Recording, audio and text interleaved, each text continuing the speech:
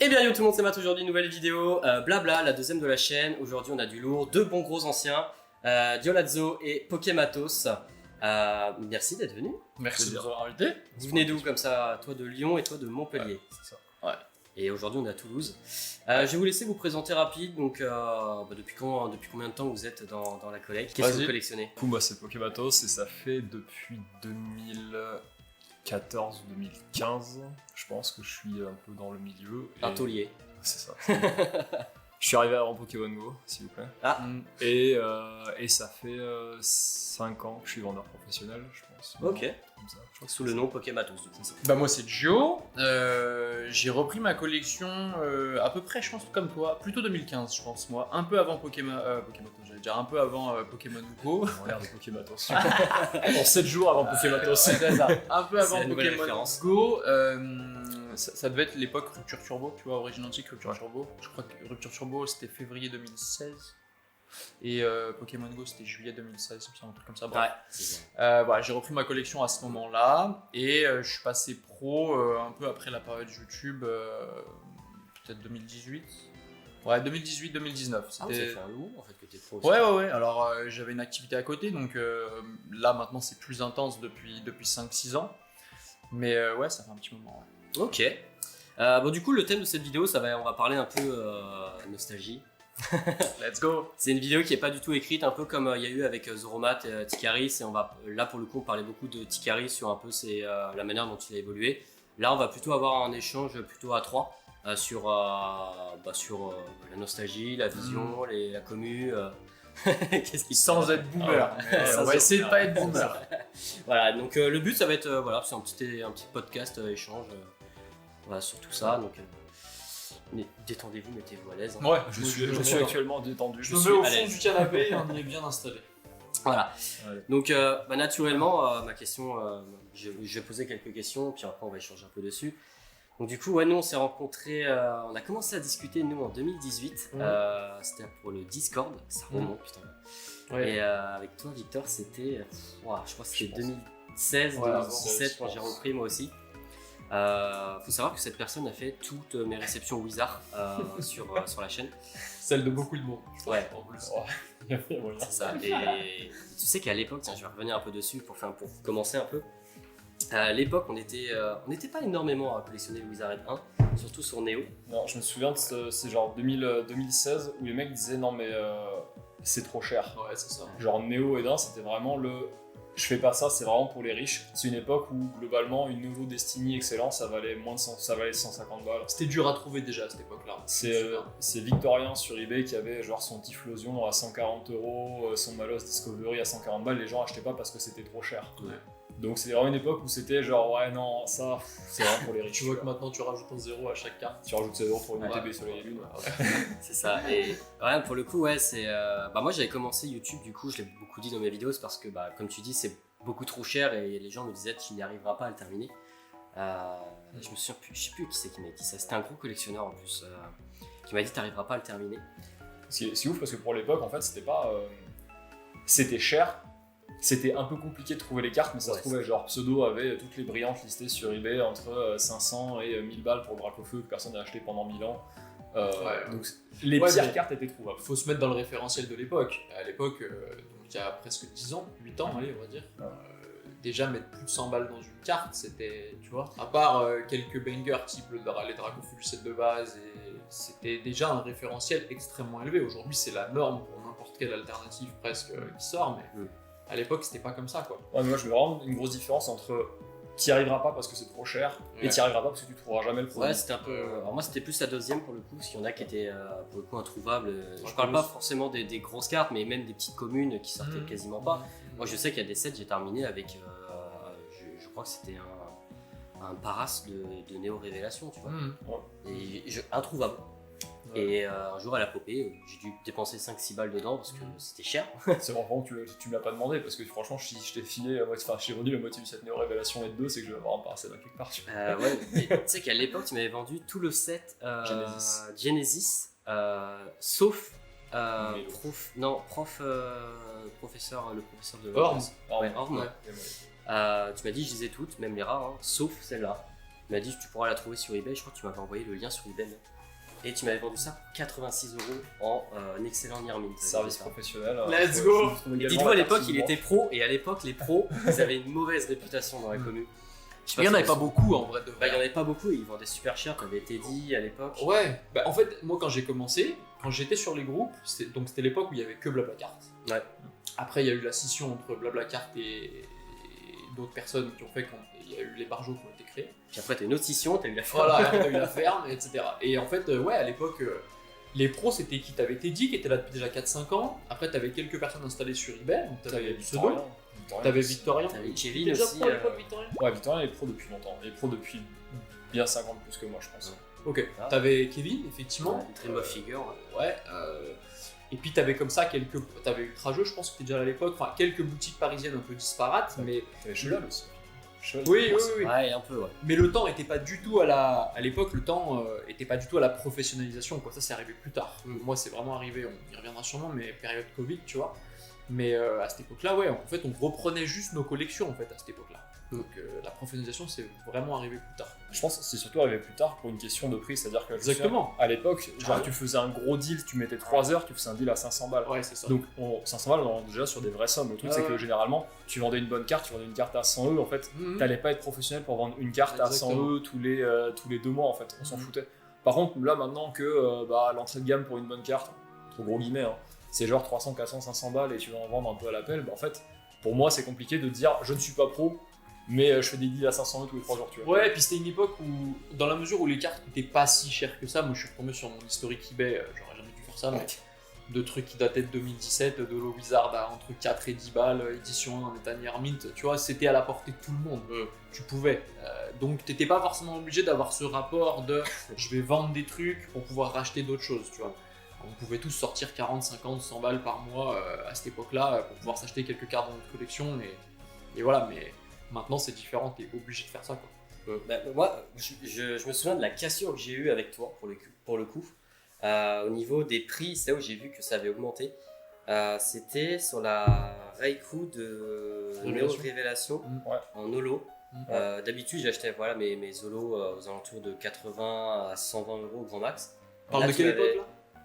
Peut-être 2017, 2018, faudrait que je vois la vidéo. Ouais, je mettrai sur le montage la date. À l'époque, je pense 2017, pour 120 balles, t'avais un haut des révélations, t'avais un haut genre excellent par là, tu vois. C'était alors, genre t'achetais un Cotovol, c'était 30 €, tu vois.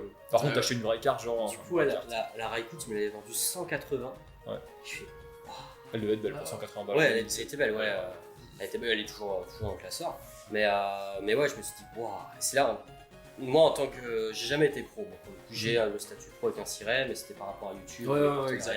J'ai jamais été vendeur. Et pour le coup, moi j'achetais.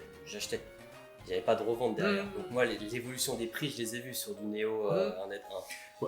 Moi, pour le coup, mais c'est marrant, c'était de l'Edin, excuse-moi. Oui, c'était de l'Edin. Ouais, c'est l'Edin. Oui. 180 balles, oui, c'était un goût de souvenir. Je me souviens de l'avoir vendu celui-là, oui, c'était genre un goût à l'époque. Ouais. Je sais plus. Il n'y avait pas de pli, etc. Mais oui, c'était un goût de genre en 2017 pour de l'Unlimited, ça devait être vraiment, vraiment ultra propre. Non, et ouais, je les ai vécus, hein, moi, l'augmentation des prix. Tu vois, le fameux Pikachu set de base à 50 centimes que j'ai acheté qui est passé à 600 ou je sais pas combien là. En PSA, ouais. Ouais, tu vois, en Neo Ed 1, ouais, il y a eu il y a eu beaucoup d'évolution de prix où ça passait de 1 € la carte à pratiquement 20-25 pour certaines. Tu vois. Après, Neo, c'est quand même particulier. C'est un bloc qui s'est raréfié avec le temps. Déjà, à l'époque, moi je me souviens, à part effectivement si tu payais le prix fort sur eBay pour certains vendeurs, genre Pseudo, etc., sur les groupes, ça ne popait pas. Je me souviens que tu as galéré à trouver ton Dracolos. C'était ça qui était bien avec on va parler nostalgie, c'est ça qui était bien à l'époque, comme tu disais, tu avais 2 ou 3 groupes Facebook. Ouais, voilà, c'est ça. Et on postait que dessus, recherche, machin, tu partageais tes merdes. Il faut filer le contexte parce que les gens qui sont arrivés dans le milieu depuis genre moins de 5 ans, les mecs ils vont à un groupe Facebook, ils vont à un endroit où tu as genre 10 000 personnes. Ouais. À l'époque, 2017-2018, groupe Facebook, là, moi j'étais quand j'étais sur les barjots, on était genre 600.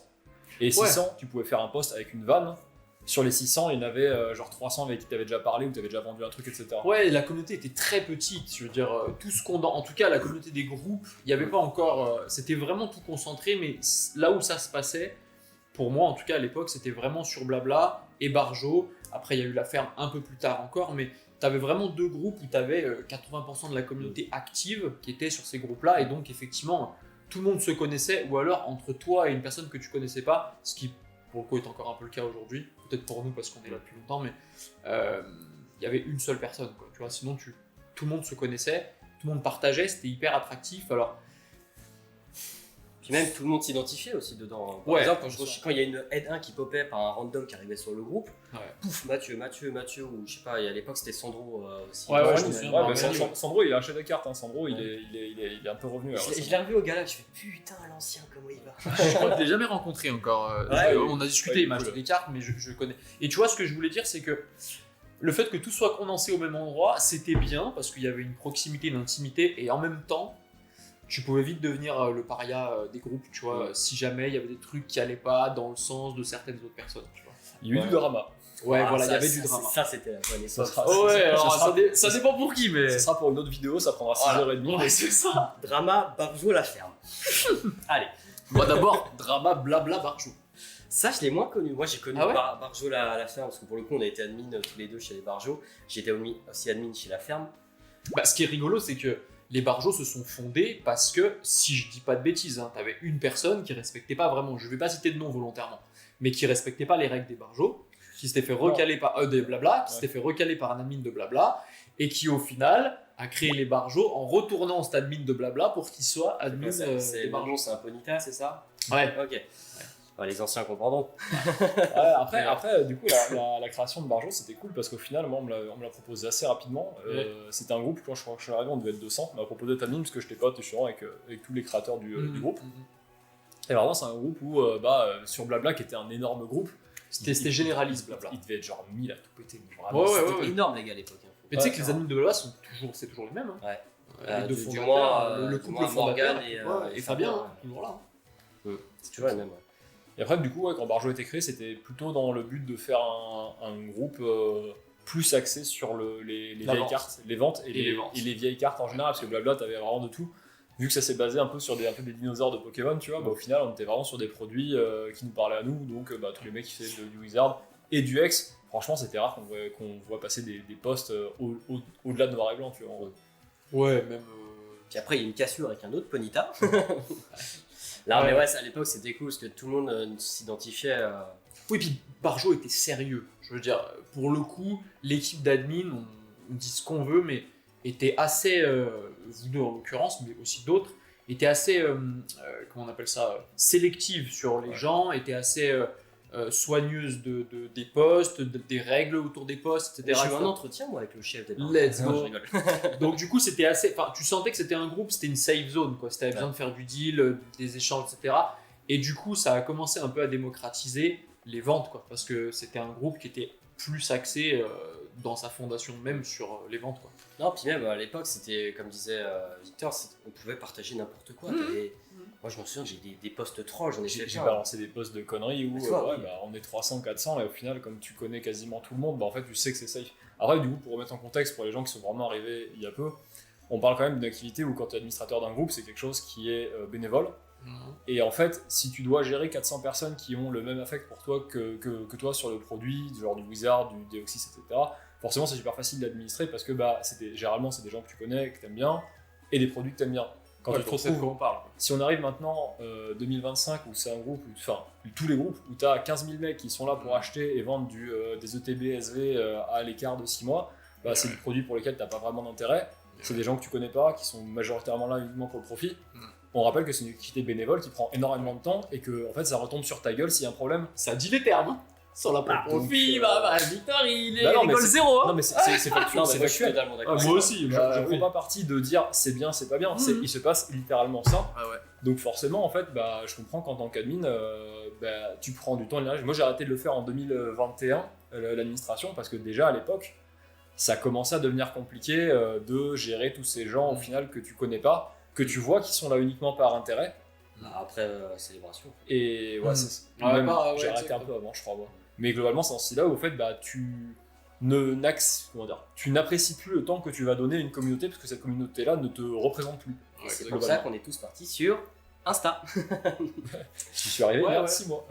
Ouais, Oui, toi, t'es arrivé à 6 mois. chacun sa cadence. Ah, moi j'y suis parce que c'est une belle vitrine. Mais après, je trouve que c'est intéressant que justement tout est un peu éclaté parce que sur les groupes, il y a un moment ça devenait un peu malsain. Tu vois, il y avait une sorte de ceux qui avaient la carte, ceux qui ne l'avaient pas. Je parle pas forcément pour mon expérience à moi, hein, mais c'était un peu compliqué. Et là, l'avantage c'est que bon, déjà la communauté, je pense, est plus grande qu'à l'époque, ou en tout cas, elle a rien, t'as juste à Ouais. voir le groupe des barjots, Ouais, ils c'est sont ça. 20 000, je Ouais, crois. 18 je 15, crois. ouais. Ouais. En tout cas, ça a plus connecté ailleurs. Et du coup, ouais, je trouve qu'il y a un truc un peu plus sain de se dire on se regarde pas tous, tu vois.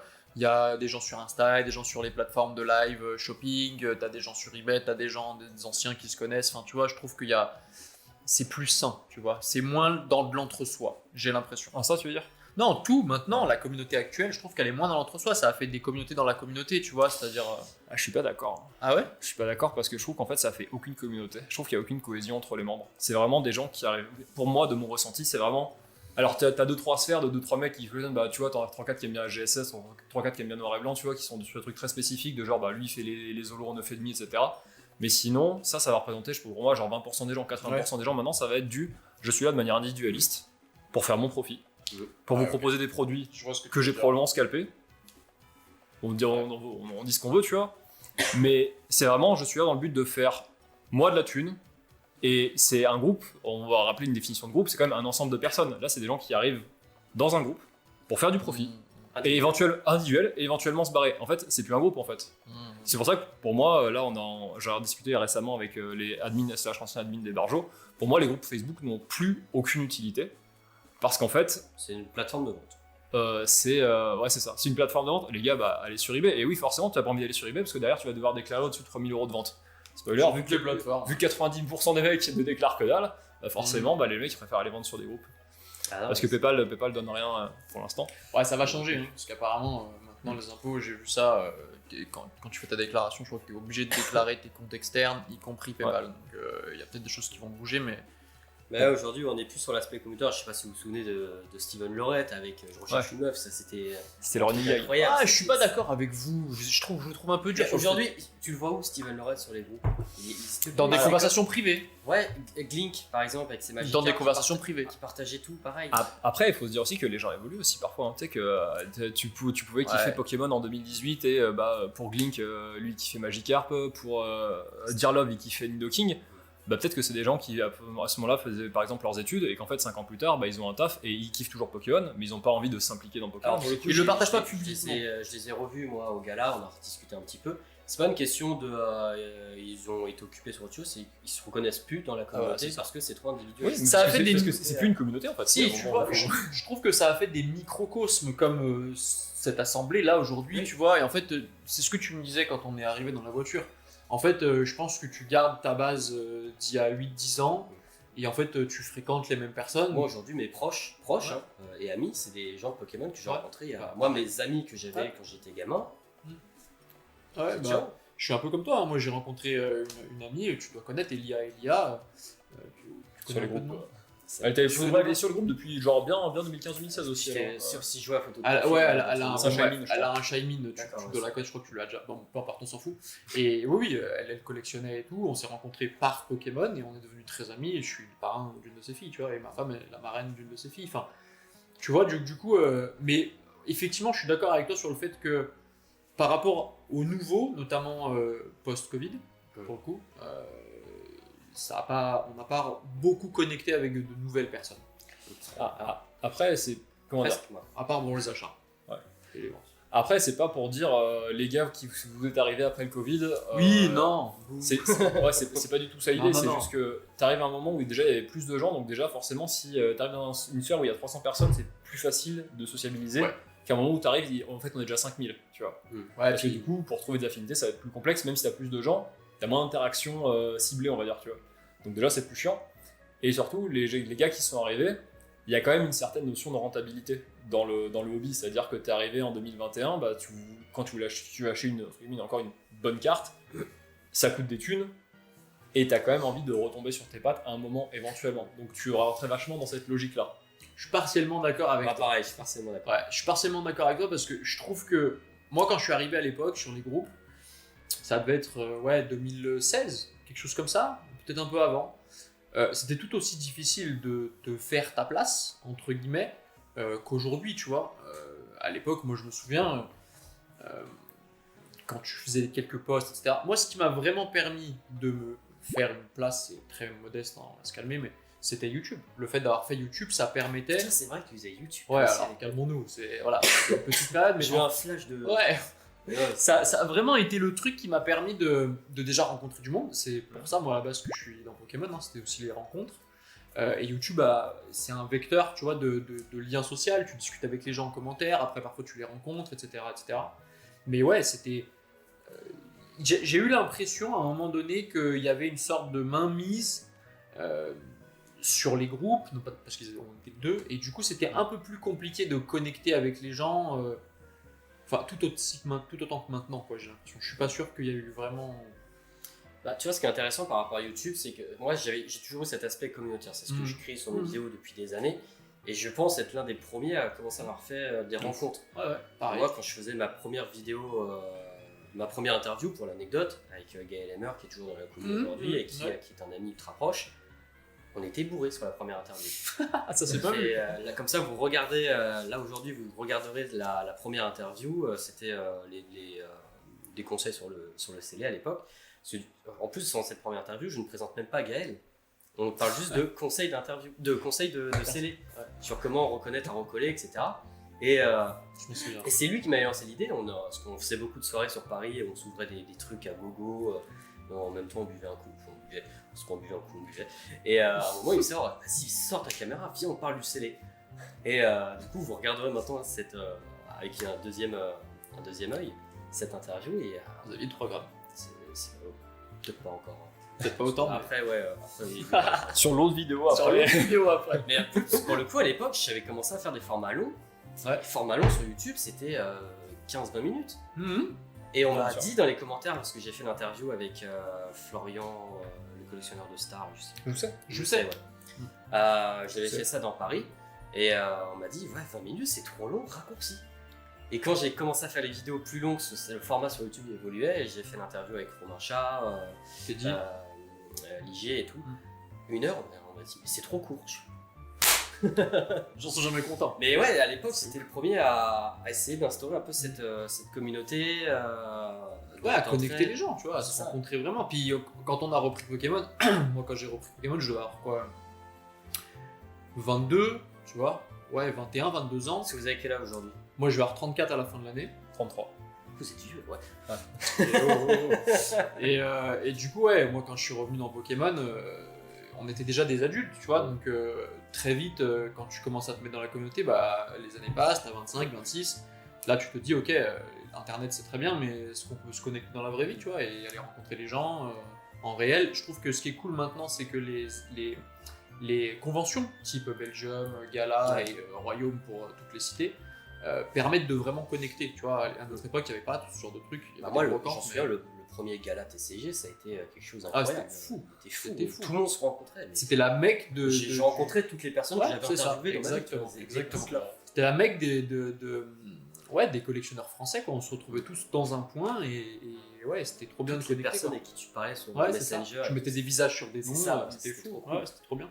Et ouais, moi je crois le meilleur gala que j'ai fait, c'était le 3e. 2024 ouais. L'année dernière, j'ai fait moi. Pas celui de cette année, on est d'accord. Parce que les gars, si vous me regardez. Bon, heureusement qu'il y a Julien Bardakov. Mais ouais, l'année dernière, en fait, c'est là où tu te rends compte que tu as vraiment un impact sur la commu. Ouais. Alors moi, je parle en tant que youtubeur.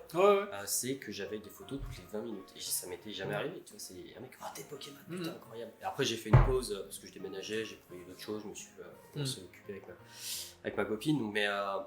Mais du coup, ouais, à cette période-là, c'était. C'est chouette, moi je trouve ça génial, tu vois, au-delà de l'aspect financier, de l'aspect professionnel, le fait de pouvoir connecter, même le moment qu'on vit là, tu vois, de pouvoir parler collection, je trouve ça passionnant, tu vois, de se dire qu'on a suffisamment de recul pour pouvoir discuter un peu de ce qu'on connaît. Ça y est, des vieux. Ouais, ça y est, hier dans la bagnole, je lui ai fait découvrir un peu un style de musique qu'il aime bien récemment. Je voulais le bombarder de musique, on a parlé pendant 2h30, j'ai pas foutu une seule musique. Ouais, et ça va probablement être la même chose au retour, mais il y a tellement de choses à dire en fait sans dire qu'on sait mieux que tout le monde, hein, c'est pas du tout le cas. Hein. Je pense que moi j'apprends encore des trucs de jeunes que que je rencontre aujourd'hui qui collectionnent EV, tu vois. Moi, je collectionne pas en l'occurrence. T'as du bon à prendre de partout de toute façon. Ouais, voilà. Faut pas dire qu'on sait tout sur tout, mais l'avantage c'est que, et encore heureux, l'avantage c'est qu'on a un peu de recul pour dire comment les choses ont évolué, tu vois. Même en termes de style de collection, nous quand on a repris la collection, on collectionnait des cartes. Ouais. Tu vois, aujourd'hui on collectionne des cases de display, des cases de TB, des cases des de notes. Alors, moi j'appelle ça des placements plus que des trucs parce que autant tu peux collectionner. Comment dire. Après, je suis peut-être un peu biaisé par ma vision de la collection, tu vois, mais pour moi, à partir du moment où tu collectionnes une case de TB, c'est pour dire j'ai une case de TB. Tu vas pas regarder ton carton scellé. C'est un aspect visuel qui est tellement. Genre, c'est un carton en fait. C'est-à-dire que tu prends un carton d'Amazon tu prends un dans la rue, c'est le même carton en fait, tu vois, typiquement. Non, par contre, moi, c'est comme tu vois ça comme du Bitcoin. Oui, c'est ça. C'est dire j'ai réussi à en avoir une, je l'ai payé tant. Normalement, ça devrait valoir tant l'année prochaine. Après, je jette pas la pierre, c'est une façon de. Celle que collectionner, investir, tu vois, mais... Celle que j'ai récupérée, je l'ai craquée, j'avais récupéré une case de TVE8, flemme de garder scellé, j'ai craqué, j'ai ouvert. Et puis même, ça prend de la place. Et même, ça c'est intéressant ce que tu dis, aujourd'hui, la manière de collectionner a changé. Moi, à l'époque, je mettais ça dans un classeur avec des pages, je faisais des pages de garde. À l'époque, j'en suis... Je sais pas, mais à l'époque, je faisais des pages de garde pour les classeurs, parce que personne n'en faisait. Rappelle, à l'époque, tu faisais des pages de garde, maintenant on conseille à tout le monde d'avoir des coffres pour les foutre à la banque, parce que c'est dans chez toi. Ça, faut qu'on en parle après, mais ouais, et aujourd'hui, tu vois, je suis passé de classeur à portfolio, zippé, machin. Oui, parce qu'il y a aussi eu des boîtes qui se sont lancées sur le secteur. À l'époque, t'avais les Ultra Pro classiques avec les phares de feuilles Ultra Pro, là. T'avais pas d'insertion latérale, ça n'existait pas. En tout cas, moi, j'en avais pas à cette époque-là. T'en avais un peu sur Magic quand même. Vu que c'est le même format que Magic, il y avait quand même des gens qui collectionnaient un peu de Magic, de vieux, etc. Donc, le marché du classeur, c'est juste que ça s'est plus démocratisé dans Pokémon avec des designs Pokémon dessus, etc. Mais pour les gens qui faisaient d'autres TCG avant, ça existait déjà, c'était juste plus compliqué à trouver. Ouais, ça a juste été importé dans Pokémon, quoi. Pour le coup. Oui, avec des designs dessus, des Pikachu, ce que tu veux, mais ça existait déjà, tu vois. Ouais, c'était cool. Le fameux classeur Rocket qu'il y avait à l'époque, c'était incroyable. Et le même que Wizard avec le Ronflex là-dessus. C'est ça, c'était Jungle, je crois. Ouais. C'est trop dommage que t'as pas eu de suite par rapport à ça. Je suis un peu dingue qu'au Japon ils aient autant de beaux classeurs stylés pendant le blocage, etc. Alors, ce qu'il faut savoir, c'est que pour le coup, ces classeurs-là à anneaux, anecdote super, les classeurs-là à anneaux, en fait, souvent quand tu rachètes des collections et que les gens ils sont là avec leurs classeurs qu'ils avaient d'époque, donc à anneaux, ben souvent tu as les numéros du set de base, le 1 c'est la Kazam, le 4 c'est le Dracofeu et le 7 c'est le Tignon, il me semble. Et en fait, ces cartes-là ont souvent une trace de l'anneau, un léger bend au niveau de la carte, parce qu'elles sont restées pendant des années dans le classeur sur l'anneau. Et tu vois, tu trouves super souvent ça sur les cartes qui étaient dans les premières pages des classeurs des gens, au niveau des 3 premiers slots à gauche. Et du coup, souvent tu vois cette fucking marque là, et du coup, sur des dracs que franchement, dans tous les dracs que j'ai dû passer, il y en a une dizaine qui avait cette trace d'anneau là en plein milieu, parce que c'est la carte de la rangée du milieu à gauche qui prend l'anneau central sur le côté, tu vois. Putain, ouais. Donc c'est pour ça que maintenant je déconseille un peu les classeurs à anneaux, parce que sur le long terme, ça peut faire ça. Non, mais ceci dit, les zip folios sont quand même bien plus quali pour conserver ta collection avec insertion latérale, c'est fermé, ça prend pas la poussière. Quand tu manipules, ça bouge pas trop parce que c'est quand même rigide en dessous. Ouais, tu vois, il y a eu du bon dans l'évolution de comment collectionner, tu vois, comme tu dis, les classeurs, les portfolios zip. Moi, pour le coup, je suis passé par ça, même aujourd'hui. Même aujourd'hui, t'as certains influenceurs, il y a des gens qui arrivent même à dégager des salaires avec Pokémon. 10% avec le code Pokémon. Chez Volt. Let's go. Je voulais pas dire de marque, mais tu l'as fait. C'est pas un placement, c'est pas toi qui le fais. Non, nous on n'est pas rémunérés. Et moi non plus sur cette vidéo, je ne suis pas rémunéré sur ça. On prendra 10% de tes 10%. Let's go. Mais c'est aujourd'hui en fait, tu as des personnes qui arrivent à débloquer des partenariats ou des choses comme ça, et je trouve ça fabuleux par rapport à cette évolution. Sur le fait qu'il y a des marques qui croient en des personnalités. Moi, je me suis jamais considéré comme une personnalité publique, un truc comme ça. Moi, je suis un mec qui fait des vidéos dans sa chambre, et vous l'avez vu, j'ai un bureau qui est même mal rangé. Je suis vraiment là juste pour parler de ma passion. Je suis pas là à chercher. Aujourd'hui, je gagne 15 balles avec YouTube. Et encore, pour être très honnête, pour ceux qui ne savent pas, avec AdSense sur YouTube, je gagne 15 € par mois. Et c'est à partir de 70 € sur ton compte AdSense qui te le verse. Je crois que je les ai jamais débloqués. Voilà. Pour te dire, tu vois, en 15 mois, tu fais 15, tu vois, au bout de 4-5 mois, je commence à avoir mes trucs. Vous imaginez? Je veux dire que ton Burger King d'hier n'a pas été financé par YouTube. Et non, même pas. Par contre, par Volt X, je crois que je les ai jamais débloqués. Mais tu vois, ce qui est chouette dans cette évolution que tu parlais là, c'est surtout que, en fait, j'en parlais il y a un petit moment avec Mr. Fuji, avec Nasser, et on se disait, mais quel truc incroyable de pouvoir vivre de notre passion, tu vois. Vous aujourd'hui. Ouais, vous en vivez, vous, aujourd'hui, vous avez un job. Quel plaisir. Moi, il me reste un tout petit temps, mais sinon, ouais, c'est 80% de mon activité. Après, toi, il te reste un temps parce que au fait, tu as fait des études pour faire un taf. Oui, et puis parce que je peux pas, voilà, sans rentrer dans les détails, mais j'ai aussi des responsabilités dans ce boulot-là et je peux pas tout lâcher comme ça. Si c'était qu'une question de choix égoïste, tu pourrais très bien vivre de Pokémon uniquement. On a un peu le temps de terminer. Vous imaginez ça? Vous êtes dans la commune depuis longtemps. Enfin, en soi, on a pas tous la pareil, même date. ouais. Vous avez décidé de vivre de Pokémon, moi pas du tout. Après, Moi, j'ai pas décidé. rigolo. Ça, Ah non, mais ça ça, s'est c'est- imposé parce qu'en fait, pendant un moment, moi, j'ai commencé à faire un peu d'achat-revente à l'époque pour financer YouTube. Et en fait, puis après, je me suis mis à collectionner le japonais, et puis après, j'ai arrêté YouTube. Mais en fait, au début, c'était juste pour ça. Ça permettait de financer les ouvertures sur YouTube, etc., etc. Et puis en fait, à un moment donné, ça m'a gonflé de faire de l'achat-revente juste pour ouvrir une display Soleil et Lune qui ne parlait pas. Pour faire 300 vues, même pas. Ouais, voilà, puis même, c'était le contenu. Enfin, je vois en display SL3, je vais ouvrir Tokoto foulard. Ouais, voilà, à l'époque, j'achetais un peu de japonais pour le collectionner et je revendais tout ce que j'avais en plus pour financer du Soleil et Lune. En fait, pour moi, c'était un non-sens. Et du coup, bon, après, je me suis mis à poursuivre ma collection en wizard japonais après avoir terminé français. Et en fait, après, j'ai arrêté YouTube. Et là, bah, en fait, commençait à y avoir plus de volume. J'aimais bien ça. Ça permettait d'avoir un truc un peu équilibré avec mon autre activité. C'était 2 boulots passion. Et puis après, de fil en aiguille, bah, t'en arrives à faire des chiffres un peu plus gros et à pouvoir prétendre à en vivre, ouais, sans parler de millions d'euros, mais voilà. Bon, c'est à partir de ce moment-là où tu professionnalises, c'est-à-dire qu'au début, tu fais des trades à droite à gauche. Ouais, exact. Bah, tu faisais des trades et tu vendais une grosse carte à l'époque, tu vendais une carte à 100 euros. Franchement, le palier 100 euros, c'était champagne. C'était déjà, tu vois. ouais, exactement. Donc tu dis, franchement, je vends une carte à 100 balles, ouais, j'en vends 2-3 par mois, etc. Bah, ça vaut pas le coup de te professionnaliser pour ça. Par contre, quand tu commences à avoir des demandes plus récurrentes, quand ton prix moyen de la carte il augmente de ouf, quelle que soit la carte que tu vends, bah ouais, il y a un moment où bah, quand tu fais X transactions dans le mois, tu vas commencer à devoir forcer à professionnaliser, tu vois. C'est vrai, quand tu compares les sommes de l'époque avec les sommes d'aujourd'hui, à l'époque, un truc qui popait sur les groupes ou une réception où on disait ça vaut 2000, 3000 balles, c'était un truc de dingue, quoi, tu vois. Et aujourd'hui, on parle de cartes aux États-Unis qui valent 150, 200 000 euros et ça fait boiter personne, tu vois. Enfin, Bah, à l'époque déjà. Si, les médias. ouais, voilà, ouais. Alors ça, les médias traditionnels. Ouais, tous. Ouais, Tous ceux qui ont besoin de faire un peu de clics, un peu de vues, j'ai eu des journalistes qui étaient venus me voir pour des trucs qui étaient là, genre, enfin, en gros, tu voyais comment c'était axé. ouais. Et la seule interview au final, j'ai vraiment laissé à un journaliste. Je dis, franchement, je veux pas cet angle-là, je trouve que c'est de la merde. Enfin, en gros, je veux pas te dire ce que tu vas vendre aux gens, ce qu'ils ont envie d'entendre, tu vois. Spoiler, j'ai vu le truc, dont d'ailleurs dans l'article, quelque chose que j'ai demandé de ne pas dire parce que ça me dérangeait, le mec l'a dit. Je crois qu'il a dit mon nom, alors je vais pas mettre mon nom, tu vois. Et bah en fait, il a fait que dire, oh là, les cartes Pokémon ça vaut de la thune, attention, tu vois. Enfin, déjà, genre, mais en fait, les gens le savent en fait, sur ton Figaro ou ta merde, en fait, tu vas juste balancer les trucs que les gens ont envie de lire. Super, journalisme. Franchement, t'es un champion, tu vois. Mais parce que c'est l'axe qui fait frétiller tout le monde. On veut dire aux gens et les gens veulent voir combien ça coûte. Ouais, ils veulent que l'oseille. Oui, alors, il y a eu une petite coupure sur chauffage. Du coup, on parlait de France 2. Les médias, ouais. Des médias, pour le coup, ouais, en tant On que. parle des médias et tu voulais parler de France 2. Je voulais parler de France 2 parce que pour le coup, en tant que personnalité encore, j'ai été contacté par TF1, France 2, BFM et Fun Radio. Ok. J'en ai fait 3 sur 4.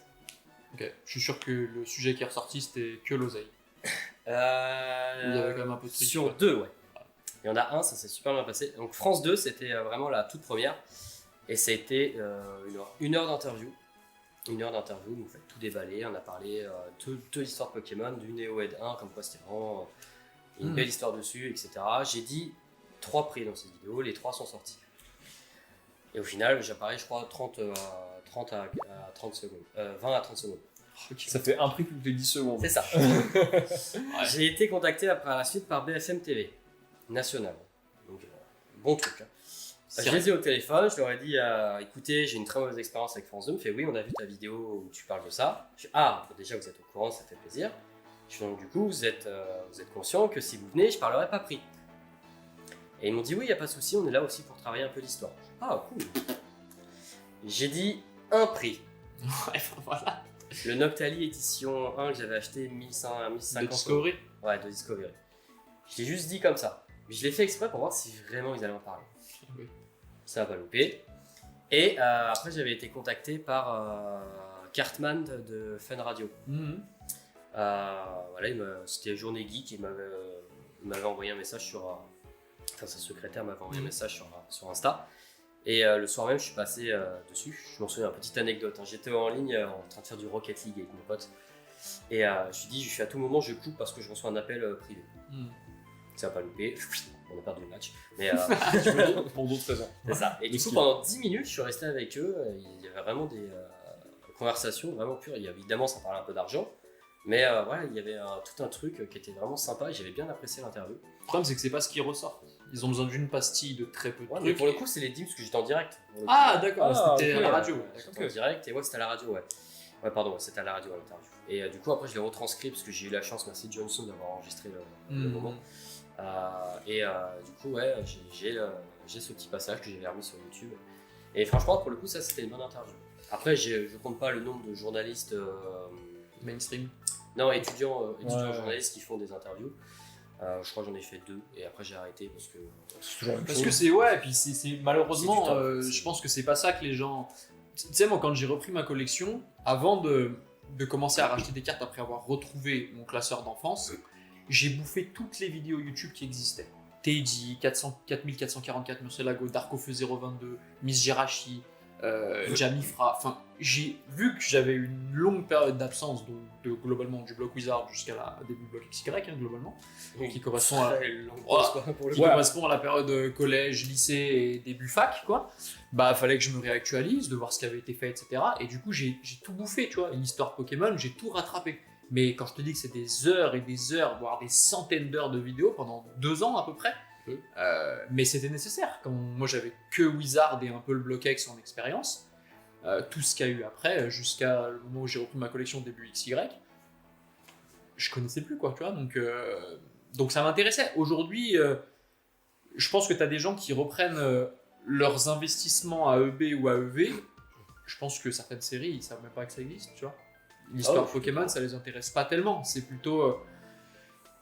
T'es pas d'accord? C'est plutôt comment faire. Pour certains, attention, on va pas faire de généralité. Il y a sûrement plein de bons collectionneurs dans les récents, notamment les gamins, etc. Bon, c'est autre chose. Mais voilà, je pense que t'en as plein. Ce qui s'est passé avant, ils s'en foutent. Ils arrivent à EB et ils veulent faire leur braco avec EB. Et c'est pour ça qu'en fait, d'une année à l'autre, en 6 mois, n'importe quel objet scellé a fait x2, quoi.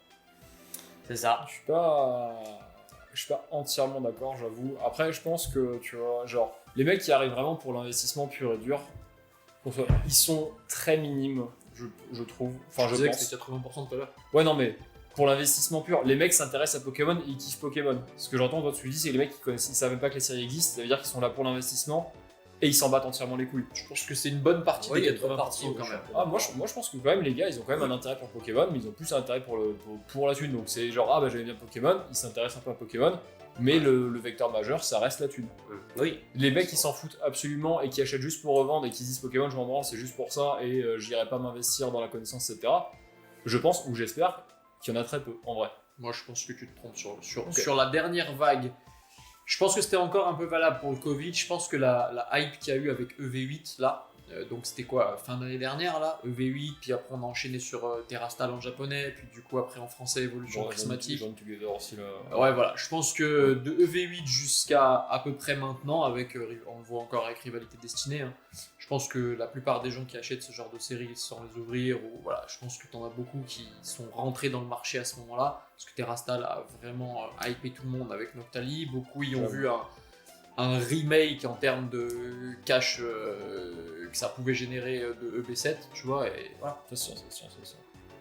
Après, attention, on va faire de démagogie ou de trucs un peu à la con. Bien sûr qu'il y a encore de nouveaux collectionneurs, mais pour moi, le biais d'entrée aujourd'hui des collectionneurs de demain, c'est l'enfance, tout comme quand nous, on a trouvé Pokémon. Et pour moi, les collectionneurs de demain, c'est des gamins qui aujourd'hui ont entre 8 et 12 ans, quoi, tu vois, qui demain collectionneront vraiment. Ouais, c'est un peu plus pour eux parce qu'en plus, c'est ces gamins-là qui n'ont pas accès aux produits, parce que la plupart des produits sont raflés par des adultes actuellement, tu vois. C'est terrible ça. Vont vraiment avoir le truc du putain. Quand j'étais gamin, genre ma mère elle est allée pour mon anniversaire me choper du Prismatic Evolution là, et il y en avait pas. Elle l'a pas trouvé. Ou alors elle l'a trouvé sur le bon coin, mais c'était 2 fois le prix. Donc j'ai eu un paquet à mon anniversaire, mais j'ai pas pu en acheter plus. Et c'est là où forcément les mecs qui ont acheté des cases de machin, ils vont se gaver. Oui et non, parce qu'en fait il y a tellement de gens qui stockent des cases que si les mecs ils décident de les revendre, pas tous en même temps, mais genre si t'as 20% des mecs qui disent là j'ai un jeu du cash flow et je remets en vente le truc, en fait ils vont se tirer la bourre vers le bas parce que pour vendre des cases. Après il y a un truc aussi qu'on n'a pas dit, c'est que contrairement à notre époque, où chaque série était composée d'une centaine de cartes et où tu avais une quinzaine... Enfin, tu vois, je veux dire, aujourd'hui, pardon, mais déjà depuis fin SL, c'était quand même compliqué. SL2. Mais frérot, tu te retrouves avec 300 cartes par série, dont 150 ultra. En fait, tu dois dépenser le PIB du Yémen pour compléter, c'est incomplétable, tu vois. Donc en fait, je peux comprendre cette logique de consumérisme. On veut pas que les gens s'attachent et s'attardent sur une série. On veut qu'ils ouvrent, qu'ils consomment, et en fait qu'ils repassent vite à une autre série. Et il fut un temps où le japonais, ça n'existait pas autant que maintenant. Aujourd'hui, le problème, c'est que, en vrai, tu suis l'actualité Pokémon, toutes les 3 semaines, t'as un nouveau truc. Soit t'as un nouvel objet, soit t'as une nouvelle série japonaise qui sort, puis après t'as celle en français, puis après t'as encore... t'as la .5. Non, mais en fait, je t'arrête jamais. Hors sujet, j'ai mal à mon écologie aussi. Pokémon, en termes d'écologie, c'est quoi? C'est un désastre complet. Mais moi, ça me rend ouf. Après, c'est mon business, mais d'un autre côté... Genre, si ça devait s'arrêter pour des raisons, je serais plus content pour la planète que triste pour mon taf, tu vois. Il y a trop de trucs où en fait, t'es là, genre de la surproduction, tous les trucs les boosters qui sont remplis de merde, hein, clairement, avec des boosters fillers, avec des grosses daubes pour te faire acheter plus de boosters et que du coup, tous ces trucs-là, ils sont manufacturés, ils sont emballés dans du plastique, ils sont emballés dans des displays, ils sont emballés dans du plastique, ce sont des trucs qui sont trimballés depuis. Ça rend ouf. C'est du carton emballé dans du carton. Ouais, il y a du plastique aussi. Hein, et encore dans du carton quand tu fais les cases. Etc. Et en fait, les quantités pour répondre à la demande doivent être tellement élevées que putain, la production nécessaire, moi ça me rend ouf. Tu vois. Et après, encore une fois, comme tu dis, ça sort, il y a une demande de ouf, ils sont obligés d'en reprint, d'arrêter du reprint 3 mois plus tard. À l'époque, entre guillemets, un peu de gros con, tu vois, quand j'ai un peu commencé à racheter du XY, en fait, quand t'achètes du XY, genre du rupture turbo, il restait encore plein d'impulsions turbo du stock d'avant. Même de l'origine antique, tu trouvais. Qui allait se finir à un moment quand il n'y en aura plus, il n'y en aura plus, tu vois, c'était pas très grave. Alors que maintenant, il faut qu'il y ait du restock. Ouais, mais regardez 151, ça fait 4 ans de sortie, je crois. Ouais, non. Même pas. Non, 151, piano, ça fait genre 1 an et demi. C'est. Un an et demi, 2 ans, si je pense, ça doit être ça. 2 ans, 4 ans, non, tu les connais, 2 ans. Là, ils ont resté avec des bundles, mais tu vois, je veux dire, origine antique, impulsion turbo, en vrai, les gens arrêtaient d'ouvrir parce qu'en fait, moi je me souviens à l'époque, on avait fait une grosse vidéo avec des potes, je crois que c'était à l'époque de SL6, Lumière Interdite, on avait ouvert 6 displays, on avait complété toute la série quasiment, tu vois. Alors qu'il y avait quelques bricoles, mais il n'y avait pas autant d'ultra qu'aujourd'hui. Après, ça dépend du ratio de souvenirs. On avait pété des displays de SL avec Julien, Billy là. Ouais. Et du coup, dedans, t'avais une proba, t'avais pas forcément une secrète par display. On avait déjà tapé un display où t'avais une full art. Pokémon et un trainer full art, t'avais pas forcément une secrète, mais tu pouvais taper un display avec une secrète de full art et genre 4GX. Et forcément, si t'as ce genre de chat là sur ce ratio là sur tes 6 displays, ça peut aller vite. Par contre, Lumière Interdite, t'as quand même genre 3 gold, 4 gold, une petite quinzaine de rainbow. Si t'as une rainbow par display, il t'en reste encore la moitié. Ouais, mais gros, regarde aujourd'hui. Aujourd'hui, déjà, tu vois toutes les raretés, t'as les alternatives, les petites AR, t'as les rainbow, t'as les ultras, et shiny maintenant. Ouais, en fait, tu te retrouves, tu prends occulte ou tu prends radieuse. Oh, les gars, on te rend compte je comprends en vrai que les gens, déjà, pour moi, j'admire ceux qui font ne serait-ce que des master sets de récents parce qu'en fait, la quantité d'ultra qu'il y a, et en fait, à moins que t'aies. C'est une question de budget. C'est ce que je veux dire. Je suis pas admiratif parce que c'est pas cher à trouver. Tu vas sur eBay, card market, sur les groupes, tu le prends en 2 secondes. Par contre, faut que t'aies le portefeuille. Mais à moins que t'aies 4000 balles par mois à dépenser dans Pokémon, en fait, c'est incomplétable. Tiens, pour revenir à l'époque du budget, parce que à l'époque, où j'ai dit au début de vidéo, je t'ai mis bien une période. Tu m'as mis bien dans ce qu'était être bien à l'époque. Oui, et puis dans ce qu'étaient les prix de l'époque. Parce que moi à l'époque, je travaillais à la Française des Jeux, j'étais un cadre là-bas, donc j'avais un très gros salaire. Ouais. Et je crois que je te prenais 300 balles par mois. 300 ou 400 à des moments. Alors que 300 balles par mois maintenant. Maintenant, c'est même pas prix d'une carte parfois. T'as le Puis il y a eu droit de le grading entre temps. une display NOTB. Non, mais genre là, j'ai balancé, j'ai juste eu des cartes PSA hier, on discutait, j'ai des PSA hier, je fais une story Insta parce que j'étais content de récupérer mes cartes. T'es là, si on te balance des 3000, des 4000 balles pour une carte, en fait, oui, ça les vaut certes, mais quand on se dit à l'époque, putain, je lâche 300 balles ce mois-ci, c'est chaud. Là, t'as 4 mecs qui m'ont dit, ta carte là, franchement, 3000, 3005, 4000, je fais genre, on n'est plus du tout sur le même genre de budget, on n'est pas non plus sur les mêmes genres. Aussi, c'est pas du tout le même. T'as une priorisation de certaines activités. Tu vois, moi à l'époque où je disais, j'avais fait une vidéo de mon investissement malgré moi, parce que à l'époque où du coup Pokémon a pété suite à Covid, 25 ans, nous avec Thibaut, je m'en souviens à l'époque, c'était 10 messages par jour. J'ai un Aspico, cette de base, combien ça vaut? Je sais pas, vu l'état de ta merde, 20 centimes. Michou il a dit dans sa vidéo, ça valait cher.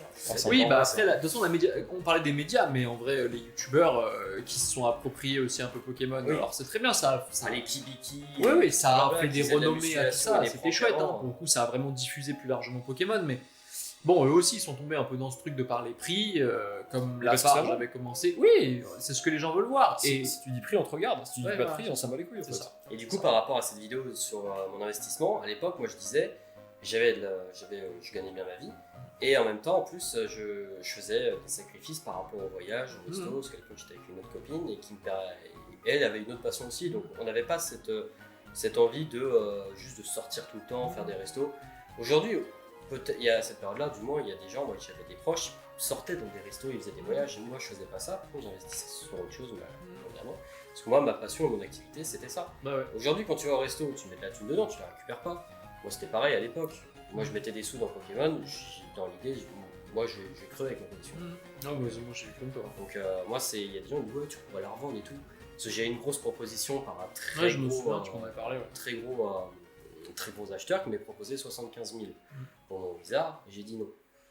Enfin, au début c'était 65, 70, 75, tous les 2 jours il augmentait, tu vois, de 5 000. Ouais, puis après tu peux pas rentrer ce genre d'argent là comme ça non plus. En fait. Non, parce qu'en fait, ce qui est marrant, c'est qu'aussi, si fiscalement parlant, on me dit franchement, je t'achète ça 75 000 et tu vas te dire, ah putain, ça me permettrait de m'acheter une baraque ou un truc comme ça, tu lui dis, ok, non, c'est ça, même en dehors de l'État, c'est qu'il faut que tu fasses une structure qui peut accueillir l'argent que tu vas pas te verser intégralement, et en fait t'es là, tu passes de ok je mets 75 000, alors en fait je vais récupérer 60 000 et ça va être chiant. Je sais pas en tant que particulier dans quelle mesure tu peux pas. Parce que moi j'étais pro actuellement. Ah oui, t'étais pro. Voilà, j'avais mon numéro de siret, donc en tant qu'auto tu pouvais aller jusqu'à 80 000. 84. Ouais, mais du coup ça veut dire que tu fais pas d'autres activités sur t'as que 5 000 € d'activité sur la journée. Moi tous les mois je déclare zéro, j'ai rien. Ok. Parce que YouTube ça se verse sous les 5 mois, 70 balles et encore, faut que je les intègre, parce que comme je suis en truc entre 14 et 20, le temps d'arriver à 70, toi si t'es à 69, 99, t'as ton mois d'après encore. Donc là pareil, les commissions avec Volt c'est toujours pas là. Donc voilà, moi j'attends d'avoir mes. Pour le coup les commissions Volt ça va être déclaré. Mais... Ouais, de toute façon t'es obligé aujourd'hui. Mais voilà, aujourd'hui, j'ai pas de rentrée d'argent de fou. Il y a beaucoup de mois où je rentre zéro, parce que je rentre rien. De toute façon c'est pas YouTube. Moi j'ai commencé YouTube à l'époque où il y avait eu un scandale avec les publicités YouTube, et où en gros avant ça tu faisais 100 vues, YouTube te rétrocédait $1. Et moi quand j'ai commencé YouTube, ils avaient un nouveau système qui était divisé par 10. Donc en gros tu faisais 1000 vues, t'avais $1. Donc autant te dire qu'avant de gagner un peu d'oseille, mais après je l'ai jamais fait pour ça, moi je l'ai fait surtout pour rencontrer du monde. Le YouTube, je savais très bien que j'avais pas comme ambition de devenir un youtubeur, tu vois, mais...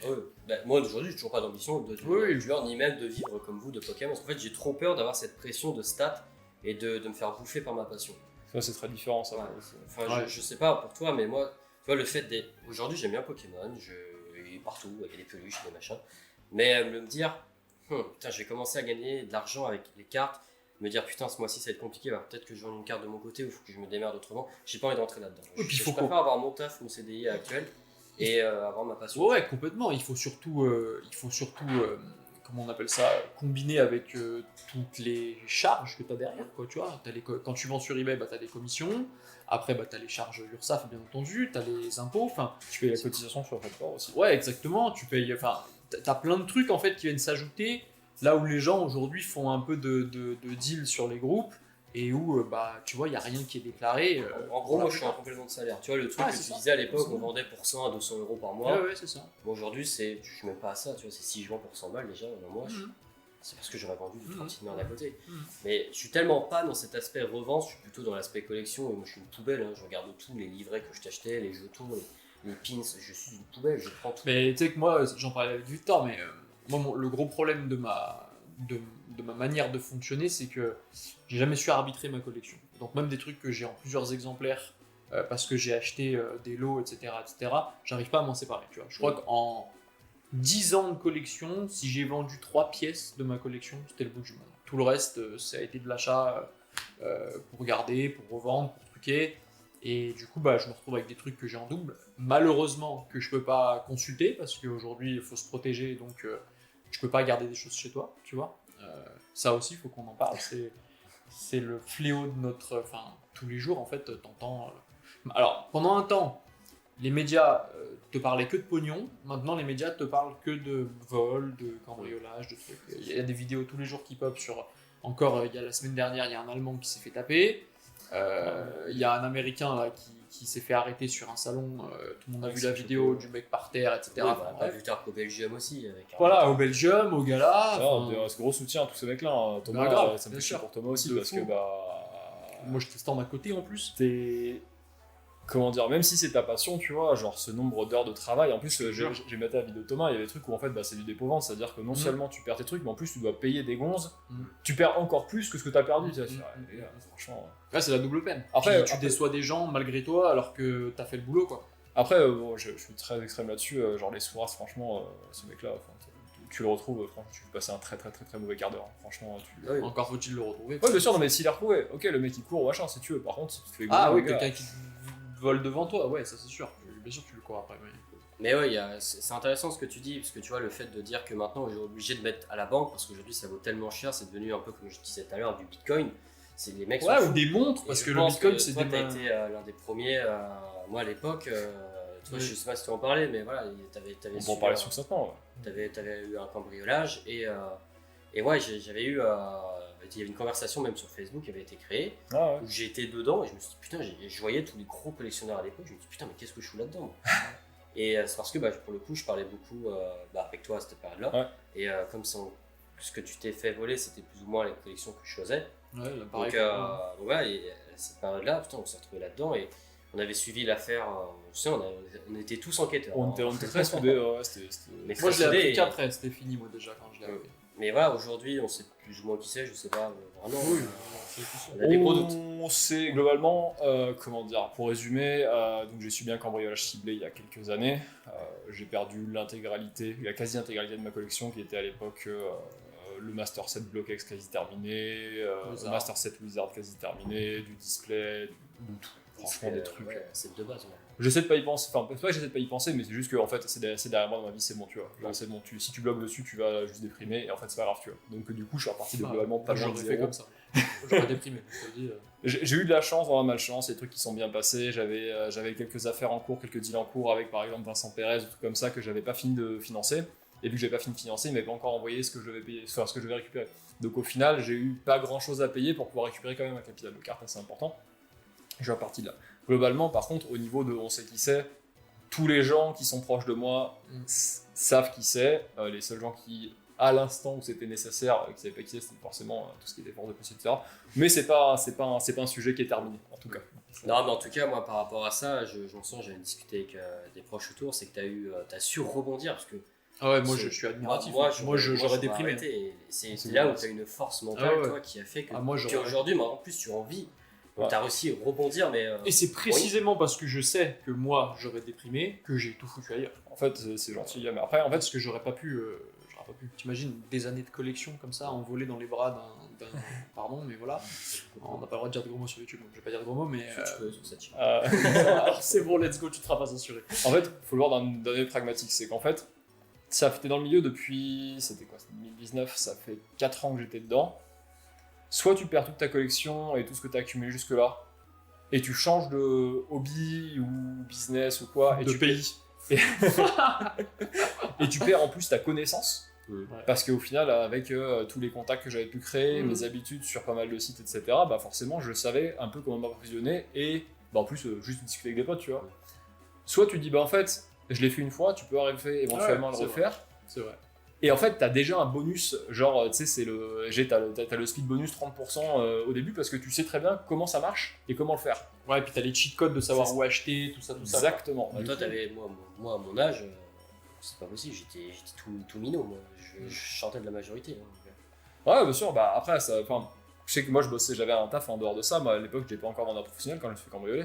J'avais un taf où je travaillais beaucoup, j'avais un salaire qui était assez conséquent, mais je travaillais énormément d'heures. Par contre, quand je sortais du taf, j'étais très content de pouvoir passer du temps à fouiner, etc. Parce que bah, forcément, vu que j'ai des contacts, me dire bah tiens, moi j'ai ça éventuellement. Même si c'était pas des grosses affaires de ouf, même si tu payais 70%, 80% du prix du marché, tu sais que c'est un roulement où tu récupères ça et plus tard tu feras des trucs que tu gardes, t'arbitres, tu upgrades, etc. et tout, ta collection. Enfin, ouais, moi je sais que j'en ai souvent parlé, hein.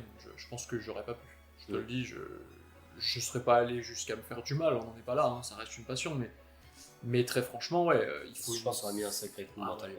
T'imagines, moi c'est à tel point je suis attaché à ma collection où en fait je vends rien, même des trucs que j'ai en dos. On est pareil. Hein. Et il fut un temps où j'aurais voulu pouvoir me payer, parce que moi mes goals c'était plutôt des displays japonaises Wizard en l'occurrence, et où j'aurais pu me les procurer en vendant des trucs de ma collection, qui auraient pu me servir à financer ça, et où je l'ai pas fait, parce que je suis un peu con, on va pas se mentir. Le problème c'est que maintenant ça coûte une couille, il n'y en a que deux. Et voilà. Et maintenant le problème c'est que c'est, même pour moi en l'occurrence c'est devenu inaccessible, on parle vite de 5 chiffres, c'est très compliqué, etc. Donc faut les avoir au trade, mais c'est compliqué, il faut trouver des gens qui les veulent, qui veulent lâcher, ce que tu as au trade est suffisamment intéressant, la valeur de ce que tu as au trade est suffisamment intéressante pour eux, ça. Ouais, c'est ça, faut réussir à s'entendre, surtout sur des trades de cette valeur-là, mais bon, après, on a pu récupérer plein de trucs trop cool, mais moi, ma collection, comme je suppose la tienne et comme la tienne aussi, c'est beaucoup associé à des histoires, tu vois, et du coup, c'est ça que j'aime raconter, tu vois, quand j'arrive à les consulter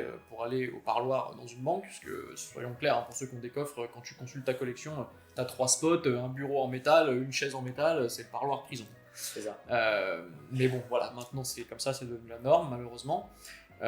Mais du coup, voilà, je me remémore les histoires qu'il y a autour de ça et j'ai rien oublié, tu vois. Il a un splendide Noirfang édition 2 brillant des signes. Hein. Toi, t'as le splendide Noirfang édition 1, voilà, qui met ma collection, effectivement. Mais ouais, non, il y a plein de cartes comme ça, tu vois, c'est con, tu vois, l'histoire que je racontais sur le Raikou à 180, tu vois, c'est une histoire.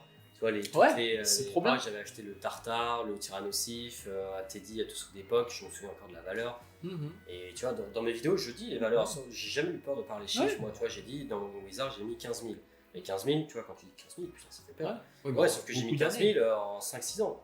Ce qui fait à peu près 260 € par mois. Ce qui est que dalle.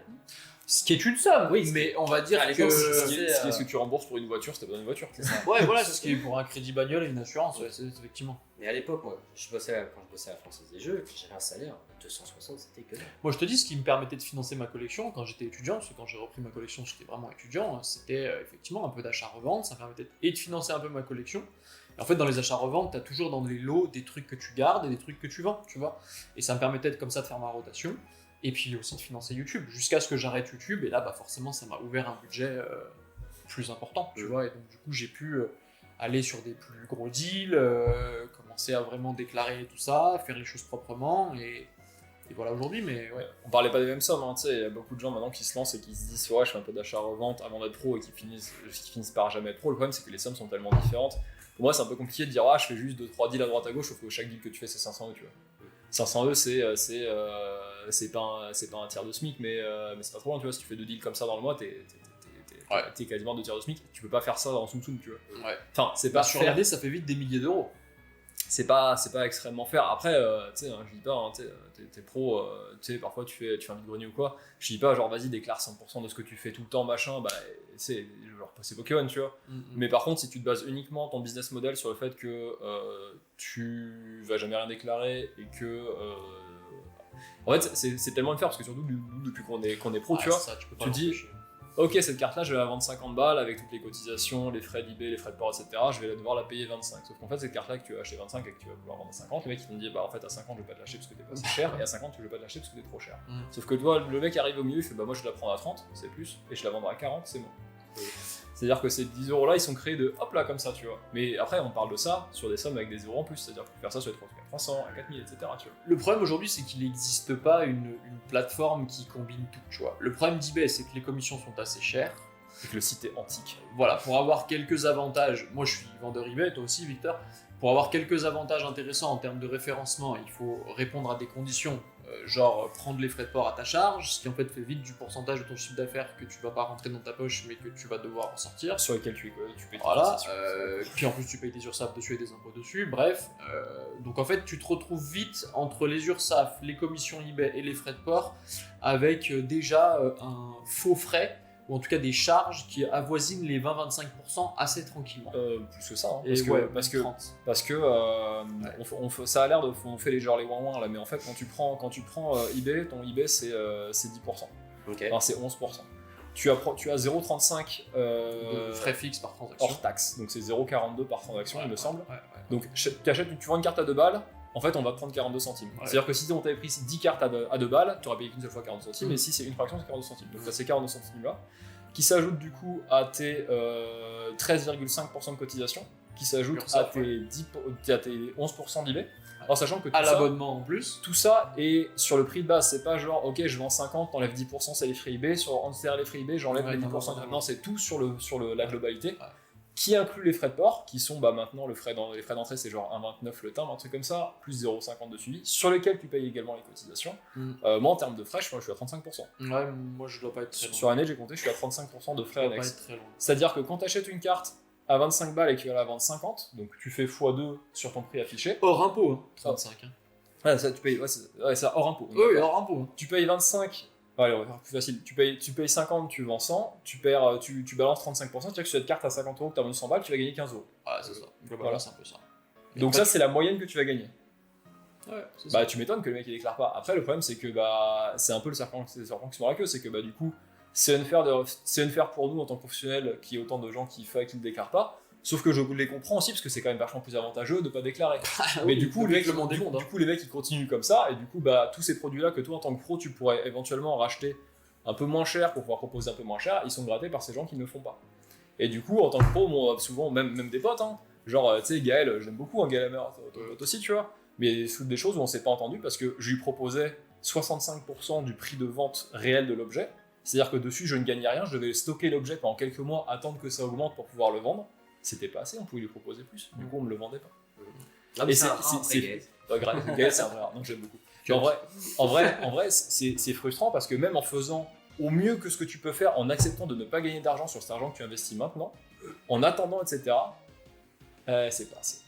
Je peux pas faire mieux. Oui, et puis aujourd'hui, autant à une période, ça semblait être assez compliqué, notamment il y a 7-8 ans, à part sur les groupes, puisque c'était là que ça se passait, de vendre, autant aujourd'hui, c'est très facile, hein, tu vas sur n'importe quelle convention, tu ramènes 2-3 bricoles, tu vas réussir. Ouais, et puis effectivement, il y a on peut parler aussi. Les live shopping, ça aussi, ça a révolutionné les choses dans un côté assez positif et aussi très négatif. Enfin, je suis assez mitigé là-dessus. Bah, en fait, quand Vogue est arrivé, déjà ça s'appelait Beats.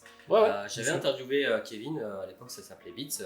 En fait, j'adorais le concept de tu parles à ta commu, parce que nous on faisait beaucoup avec Thibaut, on faisait des lives Insta, on parlait, et tu pouvais vendre en même temps. Bon, c'était un plus. Moi, je le voyais plutôt comme un vecteur de communication.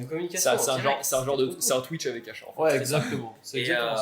Et après, quand ça s'est démocratisé, que là, tu as tous les investisseurs qui sont arrivés, les Kibiki, les roubleurs des groupes qui sont venus sur Vogue parce qu'ils étaient anonymes sur Vogue, tu vois. Et t'as plein, et aujourd'hui, il y en a plein qui disent ouais, c'est disponible sur Vogue ce soir. Il y en a qui font de la pub, il y en a qui se croient millionnaires avec ça. Mon cousin, je vais vous dire une petite anecdote, mon cousin, il m'a dit ouais, je vais me lancer sur Whatnot ou Vogue, je sais plus si il est sorti. Et je dis ah cool, je lui fais mais du coup tu sais comment ça va se passer, enfin tu sais le nombre de pourcentages qu'ils prennent, ouais. Il fait ouais 9, je dis putain ça a augmenté, moi à l'époque où j'étais dessus, t'avais un pourcentage d'influenceurs c'était 3. Ouais, 3 ou 5, je sais plus. Et encore on avait négocié nous avec Thibaut avec 0, 1, 0, 1 je sais plus, sur un nombre limité. Premier live ouais. C'est ça, et parce qu'on avait fait la bêta, tout était encore en anglais à l'époque, je te parle de ça il y a 2 ans. Et du coup il me dit ouais 9. Il me fait ouais, puis en plus, faut que je vende beaucoup plus cher parce que le prix des rachats de display, moi je passe pas par un fournisseur. Ah ouais. Et je fais ah ouais, je fais en gros, mais tu kiffes ou pas, ou tu fais juste ça pour le fric? Je fais parce que moi, parler avec toi en tant qu'investissement, ça m'intéresse pas. Ouais. Là, c'est comme un mec qui me dit hey, j'ai envie d'investir en Pokémon, je peux acheter quoi comme série? Je lui fais je sais pas, t'aimes quoi?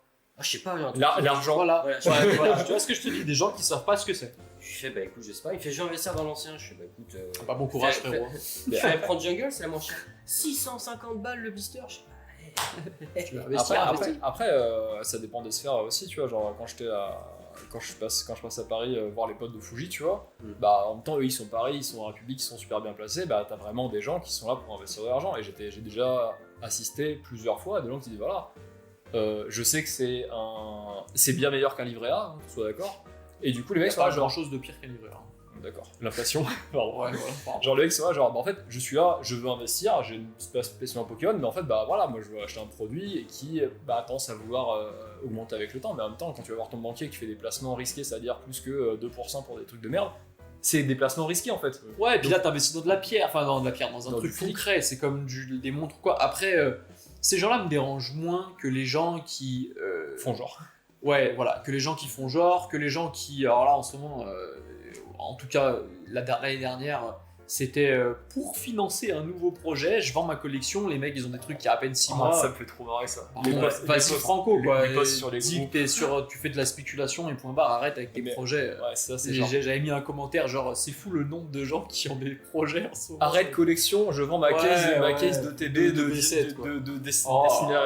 rivalité dessinée. On vous voit les gars quoi, je veux dire soyez plus Assumé, discrets. c'est ok, c'est juste pour moi tu passes encore plus pour un con comme ça, et surtout que généralement le privé avec, tu vois, donc en fait t'es là, tu fais, bah, non seulement tu passes pour un con, En plus tu mais en vends trop plus cher. la caisse tu la vendras pas. Et tu vends trop cher.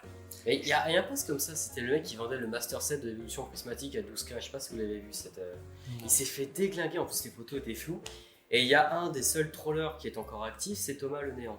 Ah oui, Qui a fait un post similaire avec des photos floues en disant vente hors tank. Et lui, c'est l'un des seuls piliers qui reste actif vraiment. Lui, il est dans Poké, la conversation dont je te parle, avec D'accord, ouais, Vincent, Steven, etc. Lui, j'ai fait une interview aussi. C'est un troll de longue date lui. Ah oui, lui, c'est J'adore Thomas. C'est On le s'est master beaucoup aidé, on s'est beaucoup aidé quand on a créé nos séries, etc. Je l'avais envoyé chez l'imprimeur chez qui j'étais, il a fait des tests, du coup j'ai appliqué ces tests.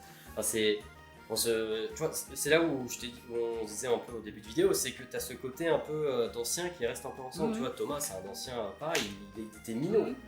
Il a été même pas majeur à l'époque. Après c'est pas une question de genre d'anciens ensemble. on reste enfant d'anciens, Ouais, c'est ouais. juste qu'en fait Oui. le fait qu'on soit autant de gens dans le hobby maintenant fait que bah, plus t'as de gens disponibles, moins tu vas avoir d'interaction en fait. Parce que avant, si t'es 5 dans une pièce, tu vas plus facilement parler à chaque personne et tu peux trouver d'affinité. Si t'es 500 dans la même pièce, tu vas avoir plus de mal à parler à des gens, ça va être plus succinct, tu vas peut-être trouver moins d'atomes crochus au final, tu vois. Ouais, et puis tu vois, comme nous on est l'époque Pokémon Go un peu avant, et l'époque groupe, je pense qu'après t'as eu l'époque célébration, évolution, enfin tu vois, je pense que t'as aussi des grandes périodes de hype, de gens qui se reconnectent à Pokémon, et qui du coup se rencontrent par n'importe quel média, Voct, les groupes, etc., tu vois. Et qui du coup tissent des affinités comme nous on a tissé nos affinités à l'époque et qui voilà restent entre eux, tu Ouais, vois. bien sûr. Et c'est plutôt ok, tu vois. C'est juste d'autres cercles qui n'ont pas les nôtres, après Voilà. ça reste Après, à partir du moment où tu parles Pokémon et que t'es passionné par ça, c'est ok, on peut discuter, tu vois, que t'aies 15 ans ou que t'en aies 40. Oui, puis que tu sois dans le hobby depuis 2 ans. Voilà, depuis exactement. À 10 ans, partir du moment où t'aimes vraiment cette franchise-là et la collection, Après, je pense que nos âges jouent aussi, c'est qu'en fait maintenant, tu sais, genre tu parles avec quelqu'un, les dinosaures. tu vas chercher l'affinité Faut, aussi. ouais. Tu cherches l'affinité, tu vois. Genre, tu sais, tu parles de Pokémon un peu, mais tu vas Oui. souvent parler d'autres choses. Et le problème, c'est que Tu en vas fait, vite aller sur la vie privée. autant quand t'as des débuts de vingtaine, tu sais, en fait, tu peux parler que de Pokémon. En fait, nous, peut-être qu'on veut juste autre chose dans nos vies aussi maintenant, tu vois. Et Ouais, que, du coup, exactement. Pokémon c'est un peu un contexte d'entrée, tu vois. C'est ce qui te débat, permet tu vois. d'avoir un atome crochu. C'est ça. Parce que, comme avant, quand je jouais beaucoup à Warcraft à l'époque, tu vois, c'est que en fait, t'as un vecteur commun qui est la passion pour le jeu ou le hobby, Et après, tu débordes. et ensuite tu débordes sur d'autres trucs, mais c'est ce qui va créer tes rencontres. Ensuite, tes rencontres, elles peuvent être infructueuses ou non. C'est ce qui te connecte, quoi. Pokémon, ça a été ça. Hein. Bah oui. C'est ce qui a connecté. Sans, Bah, ouais, c'est on ce a qui nous a parlé à connecté. l'époque, nous, de nos ruptures à l'époque, voilà, on avait Grande histoire. bien discuté à cette On époque-là. n'abordera pas ici, mais ouais. Et moi, pour le coup, la rupture que j'avais eue à l'époque, ça m'a rapproché de Thibaut, Zoromat, toi. Bah, de toute façon, à partir du moment où tu vas sur le perso, ça te connecte différemment. Hein. Moi, j'ai eu un très bon psychologue pour moi, lors de ma dernière rupture, qui était très présent, qui était nécessaire. Non, mais tu vois, c'est fou aujourd'hui, tu vois, on est, comme je disais, là, tu viens de Lyon, Montpellier, moi Toulouse, mais tu vois, ça permet d'avoir cette connexion. Tu vois, vous voyez peut-être un peu plus régulièrement que nous. Bah, Victor fait souvent des allers-retours sur Lyon, donc on se croise. Nous, c'est la première fois qu'on se rencontre. Enfin, non, pas la première fois. C'est la première fois qu'on se rencontre dans un cadre intime. On s'est déjà croisé sur des salons, mais dans un cadre intime, c'est la première fois. Mais après, on est mobile. Tu vois, on a chacun des véhicules, on est chacun des adultes. Toi, tu fais des événements, t'as fait le Ouais, Belgium, moi j'essaie de faire la plupart des événements. J'ai pas fait le gala cette année, mais je l'ai fait l'année dernière. J'ai fait le Belgium, je vais faire le Royaume. Donc effectivement, tu rencontres des gens, que ce soit des gens de la communauté ou même des clients eBay, tu vois, que je peux rencontrer parfois. Donc ça permet de connecter les gens. C'est pour ça que je l'ai fait d'ailleurs, ces événements-là. Au-delà de l'aspect business qui est intéressant, voilà, on va pas se raconter l'histoire non plus, mais c'est aussi de pouvoir mettre des visages sur des clients que tu as eu sur eBay ou des gens à qui tu parles sur Instagram. Et ça, c'est toujours trop cool, quoi, tu vois, de pouvoir vraiment, même parfois des gens random que tu rencontres. Voilà. Les personnes qui te reconnaissent. Voilà, la première personne qui m'a reconnu, c'était au TGS de Pau. Là où Arita est arrivé, c'était une mère de son nom. Ouais, je me souviens, ça avait fait des Julien, 10 heures d'attente dans la file d'attente. Voilà. Et quoi, pour le coup, nous on était le stand en face avec Thibaut, on a eu notre dédicace gratuite quand tout le monde est parti là-bas. Let's go. Je vais pas faire. T'as économisé 300 €. Et il y a des petits avantages. Et puis j'ai eu une photo aussi. Let's go. Il souriait? Non, mais il avait son masque à l'époque. Ah oui, okay. S'il souriait peut-être. T'as pas eu l'option. Et du coup, j'allais pisser à cette fameuse convention. Il y a un mec qui me dit Hey Pokémat. Je fais oui, déjà qu'on t'appelle ou Matt, je sais plus comment il m'appelait. Je fais ouais, je te connais pas. Tu me connais pas, mais moi je te connais. Okay. Et là, t'es. Et moi j'allais pisser en fait. Attends, juste. Je sais même pas comment réagir. Tu fais ah, ok. Ouais, mais après, c'était flippant. C'est le backfire de l'image publique aussi, ça. Ouais, mais moi, j'ai pas, comme je vous ai dit au début, j'ai pas cette. Je m'en fous, moi, d'être une personnalité publique. Moi, je fais des vidéos pour moi déjà. Oui, mais malgré toi. Ouais, bien sûr, mais c'est comme les gens qui suivaient un peu genre les cross trauma, genre Karim Debache, c'est quelqu'un qui est super intelligent, qui fait des vidéos super intéressantes, mais c'est quelqu'un qui, en dehors de ça, voulait pas cette notoriété non plus, tu vois. Et il se trouve que, en fait, ça te tombe dessus. Parce que ça va avec, que tu fasses pas ça pour ça, soit, mais il faut que tu sois conscient que ça va arriver quand même, tu vois. Après, c'est toujours kiffant. Bien sûr, c'est valorisant. Puis c'est bien, parce que les gens ils te parlent de ton travail aussi, tu vois. Enfin, je trouve ça cool, moi, que tu puisses laisser cette empreinte-là, tu vois. Moi, j'ai pas perdurer assez. Vous laissez l'empreinte aussi. Oui, mais tant mieux, c'est très bien, tu vois. Mais canapé. C'est ça. Voilà, mais sombre histoire. Mais pas comme ça que j'ai dit, mais c'est okay. Voilà, je trouve ça chouette aussi que les gens ils puissent te reconnaître pour ce que tu as voulu. Moi, j'ai créé un monstre avec Emmanuel Aubry. Hein. Ah tu oui. sais, j'ai voulu l'interviewer, ce mec. Ce qui fait qu'il s'est mis dans Arita, c'est la vidéo que j'avais fait sur lui, etc. Je pense qu'il a bien voulu se mettre dans Arita littéralement. Il s'est matrixé d'Arita, mais c'est trop bien parce que à mon petit niveau, j'ai pu peut-être permettre de faire découvrir le travail d'un artiste à un mec dans la communauté. Qui ensuite nous a beaucoup fait rire. Oui, voilà, qui ensuite nous a beaucoup fait rigoler. Sur les groupes, c'était une légende. Mais tu vois, c'est chouette qu'il ait pu aussi.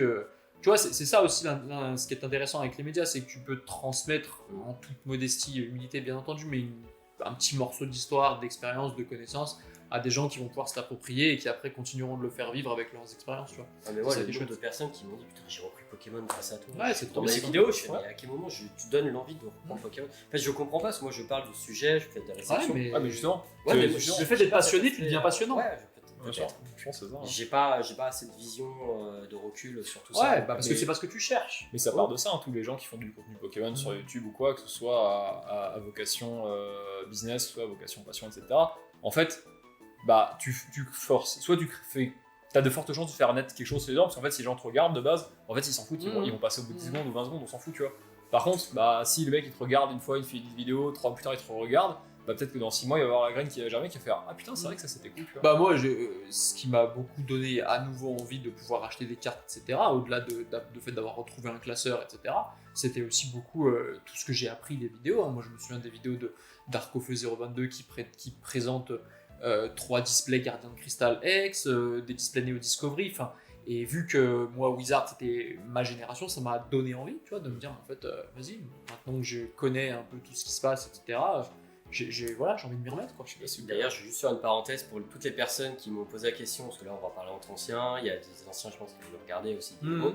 Et pour les nouveaux, Darkofeu 022 à l'époque c'était c'était le Kibiki d'aujourd'hui. Alors, il n'avait pas autant de visibilité, on est d'accord, mais c'était. moins de plateforme aussi. Ouais, voilà, c'était quelqu'un qui qui avaient en fait peut-être jamais arrêté Pokémon. Ça avait été des précurseurs des gens qui faisaient du contenu sur YouTube avec 4444 Murcielago. Il y a eu Lafarge, bien entendu. Ouais, Lafarge au final. C'est celui qui est resté. Ouais, Rayquaza Master. Lafarge, c'est celui qui est resté, mais il y en a eu plein d'autres. Mijirachi. Comment il y a Jamifra. Comment elle s'appelait la copine de Mijirachi? X-Pikami. Ouais. Après, tu vois, genre Lafarge, typiquement, que t'apprécies ou que t'apprécies pas le personnage, ça on s'en fout. Il y a débat, mais ce sera pas le cas ici, tu vois. Genre, il y a beaucoup de gens qui m'ont dit. J'ai commencé parce que je regardais Lafarge ouvrir les cartes.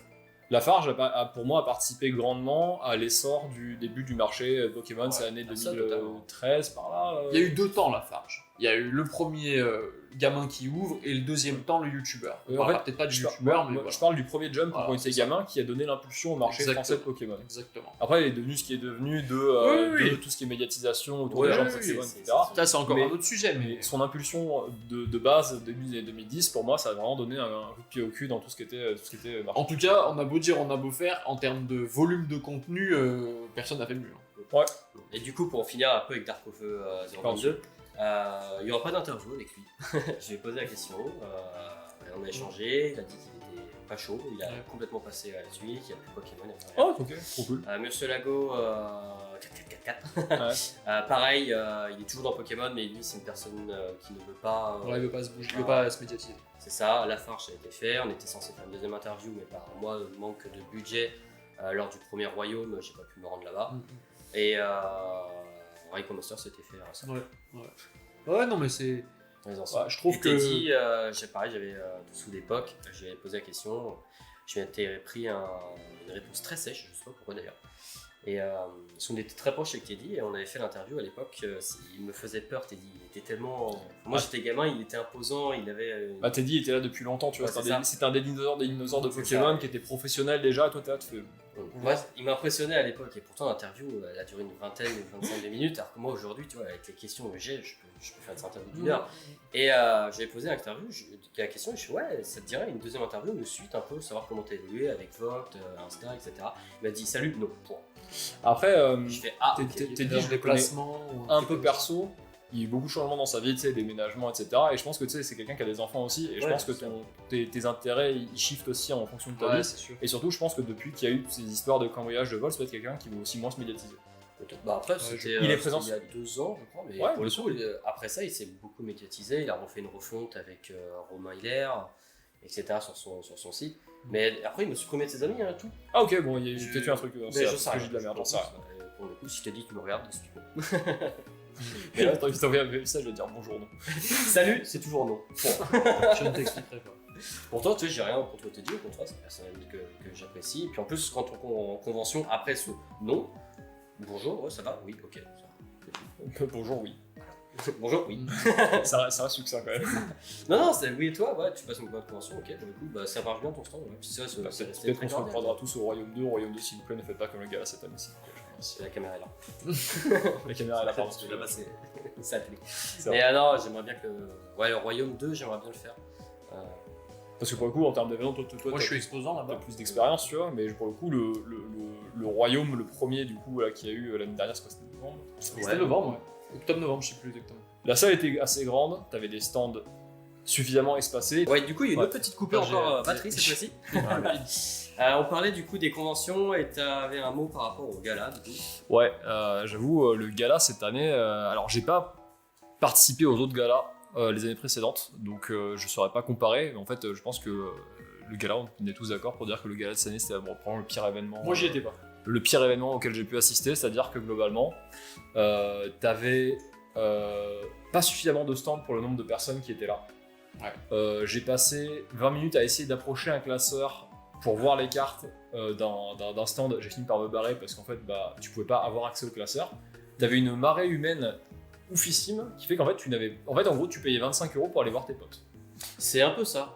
Et j'ai eu la chance de pas le payer. Et beaucoup de gens avec qui j'en discute après m'ont dit bah pareil, en fait j'ai payé 25 € pour aller voir des potes parce que je savais qu'on allait tous à Paris pour ce week-end là. Mais au final l'événement était le prétexte de réunion. Mais sur place, c'est pas qu'ils n'ont pas consommé, c'est qu'ils n'ont pas pu consommer.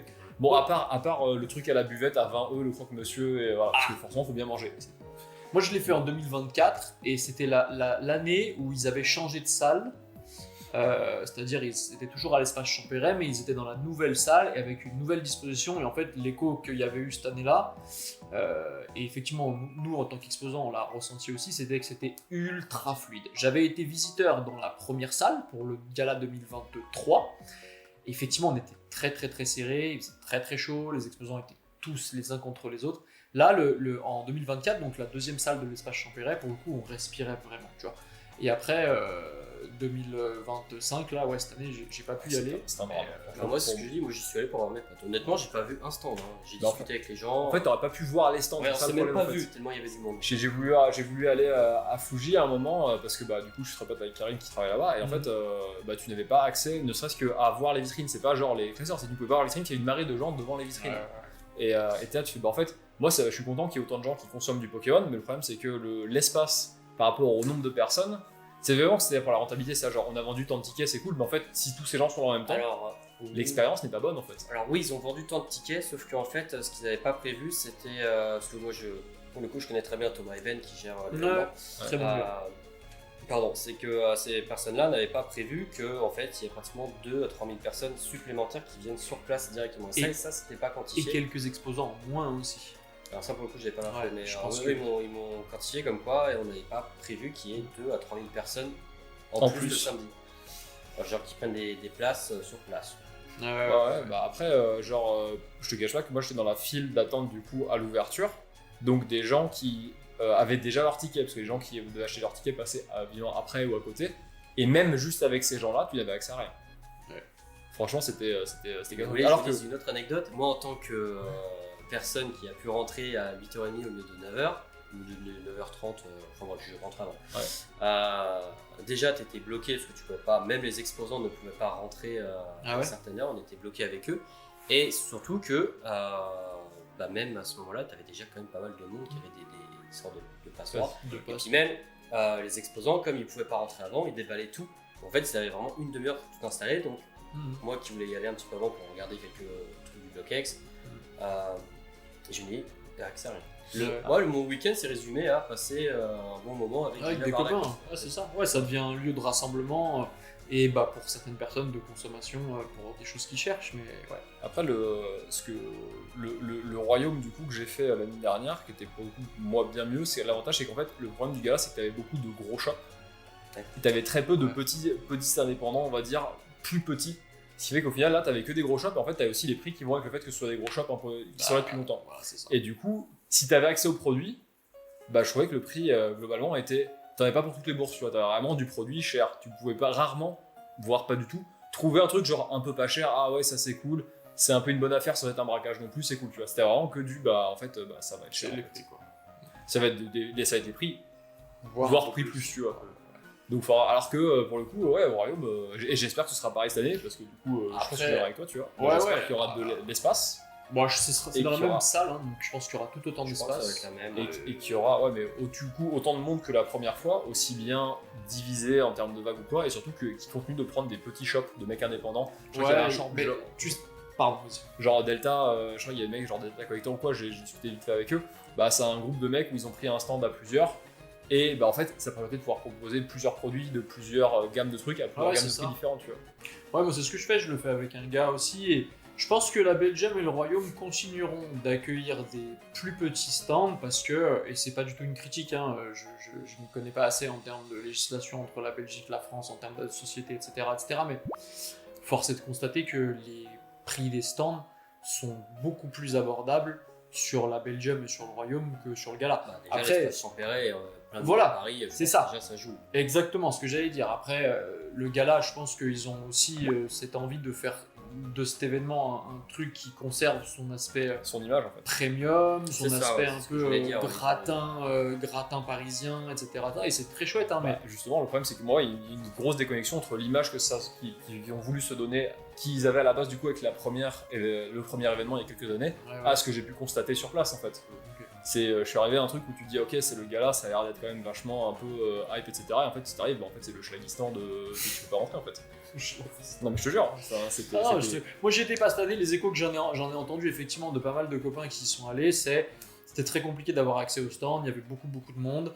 Et effectivement, ça manquait un peu de diversité de stands, t'avais que des grosses structures qui étaient là. Et qui vendaient surtout des produits. Après, tu vois, genre, en fait, ça va aussi de pair avec la vibe récente des nouveaux acheteurs, investisseurs, collectionneurs. C'est qu'en fait, t'arrives, moi, franchement, voir un stand où les mecs, ils ont 12 ETB de EV entre 1000 et 1500 balles et des cases de coffret 151. Si ton stand c'est ça, moi ça m'intéresse pas en fait. Si je me fais chier à venir en convention, c'est pour voir des trucs que tu vois pas vraiment ailleurs. Parce qu'au final, ces produits-là, les ETB de V, qui valent maintenant cher, c'est pas pour autant que c'est rare, c'est juste qu'elles valent cher en fait. Oui, il y a ça aussi, c'est important d'ouvrir ce sujet-là, c'est que en fait, contrairement à peut-être notre époque, entre guillemets, aujourd'hui, j'ai l'impression que la rareté. Enfin, et encore. Pour moi, il n'y a pas de rareté. C'est plus sur la demande, c'est Voilà, c'est ça. C'est un peu décorrélé du prix. Et en même temps, quand tu vois que avant des reprints et des redistributions, en fait, au bout de 2 jours de sortie, une série est sold out dans tous les magasins, bah en fait, ça envoie le message que peut-être c'est rare à trouver, quoi. Alors qu'en fait, et que ça va plus jamais être. C'est juste que tu as Jean-Michel qui a pris tout le stock et qui garde. C'est juste que 70% des stocks ne sont pas destinés à être ouverts et seront faits sur un marché secondaire plus tard, etc. Ce qui veut dire en plus, sinon moins le marché de cartes, donc en plus le prix des cartes est très élevé, parce que tu as moins de boosters ouverts. Ouais, c'est ça, ouais. Oui, parce qu'aujourd'hui, les gens, l'objet carte, à part si elle est gradée et si c'est un grosse alternative ultra banger, tout ce que tu veux, ça les fait pas tellement kiffer, quoi. Après, ouais, c'est surtout avant, c'était bon, t'avais quand même l'aspect rareté sur le truc parce que on parle quand même pour nous, entre guillemets, de vieux dinosaures, tu vois. Chercher des objets qui ont 15 piges et qui étaient destinés à des enfants qui n'avaient aucune notion de ça, trouver des cartes, Near Mint Mint de 7 qui sont quasiment pas print, c'est littéralement rare. Exactement.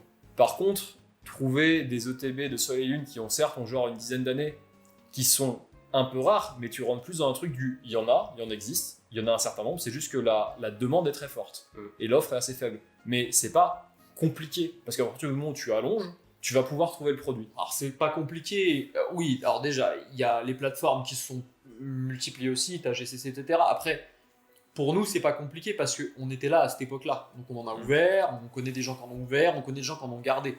Mais pour quelqu'un qui arrive maintenant et qui voudrait collectionner du SL, s'il n'a pas de réseau, bah tu vas payer au prix fort sur les plateformes. Oui, non, mais après, le payer, c'est une chose. À partir du moment où tu allonges, tu vas trouver ton produit. Ouais. Donc pour moi, c'est plus une forme d'offre-demande qui est certes un peu bâtarde que le produit est rare. Parce que en fait, si tu dis, bah tiens, le TB actuellement, elle se vend 1006, tu vas dire, bah en fait, moi je suis prêt à la mettre 2000 pour l'acheter. Tu vas avoir des gens qui vont venir vers toi qui disent, bah en fait, moi 2000, je veux bien te la vendre. Parce que le produit existe et qu'il a été acheté dans un but lucratif. Ce qui n'est pas le cas des objets qu'on cherche plutôt nous, qui ont été achetés dans un but de consommation d'enfants.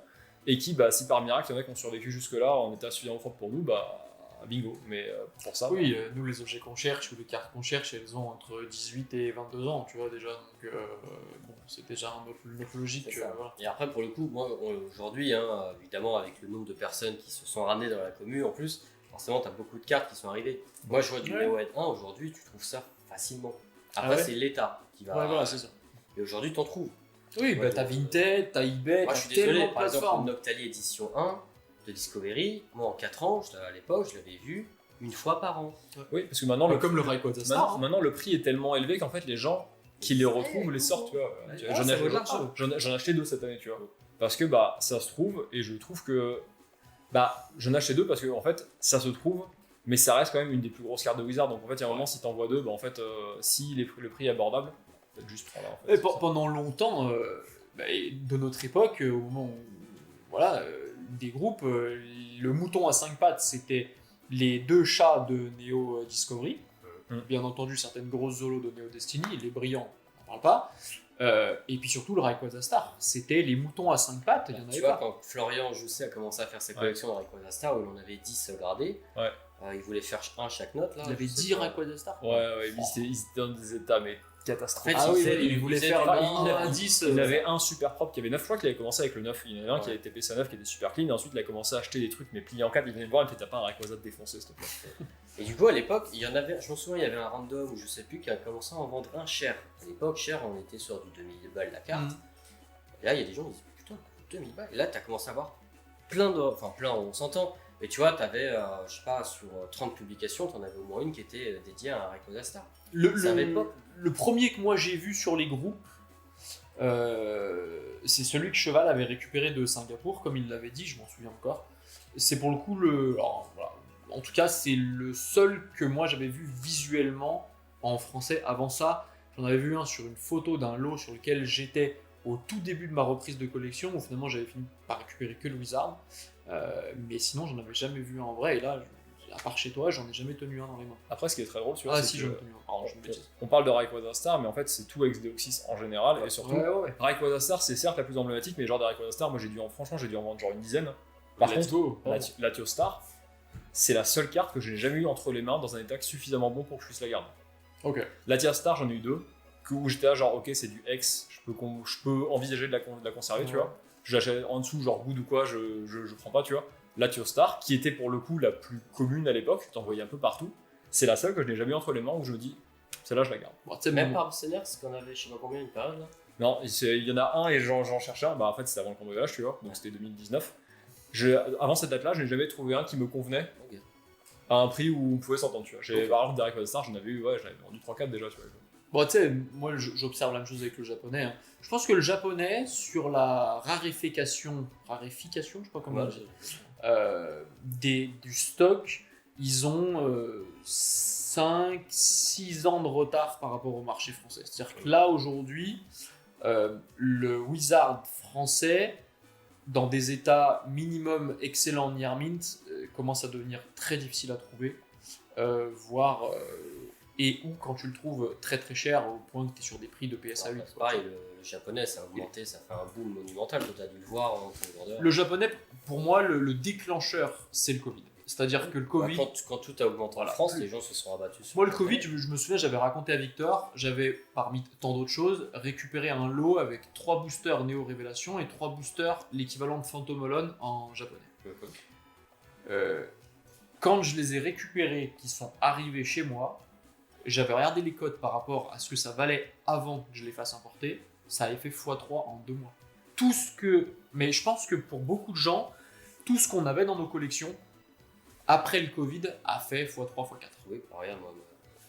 Typiquement, le Wizard où j'ai dépensé 15 000 pour l'avoir, qui on me propose 75. Tout ce qu'on a vu avant ça, c'était... Ouais, ça. Après, c'est toute l'époque Covid, et aussi pour le japonais, il y a une antenne PSA qui est ouverte là-bas, qui fait qu'aussi, tu trouvais, donc en dehors des produits, mais pour les cartes, les gens ont commencé à dire, bah tiens, plutôt que de vendre ma carte, moi j'étais au Japon en 2019, là-bas, en fait, tu avais 4 arcanes lumineux, ils étaient à un prix dérisoire, bon pour l'époque, c'était ça valait globalement ça, tu vois, mais que la carte soit Good X ou Near Mint, le prix était le même, c'était genre 2 balles, tu vois.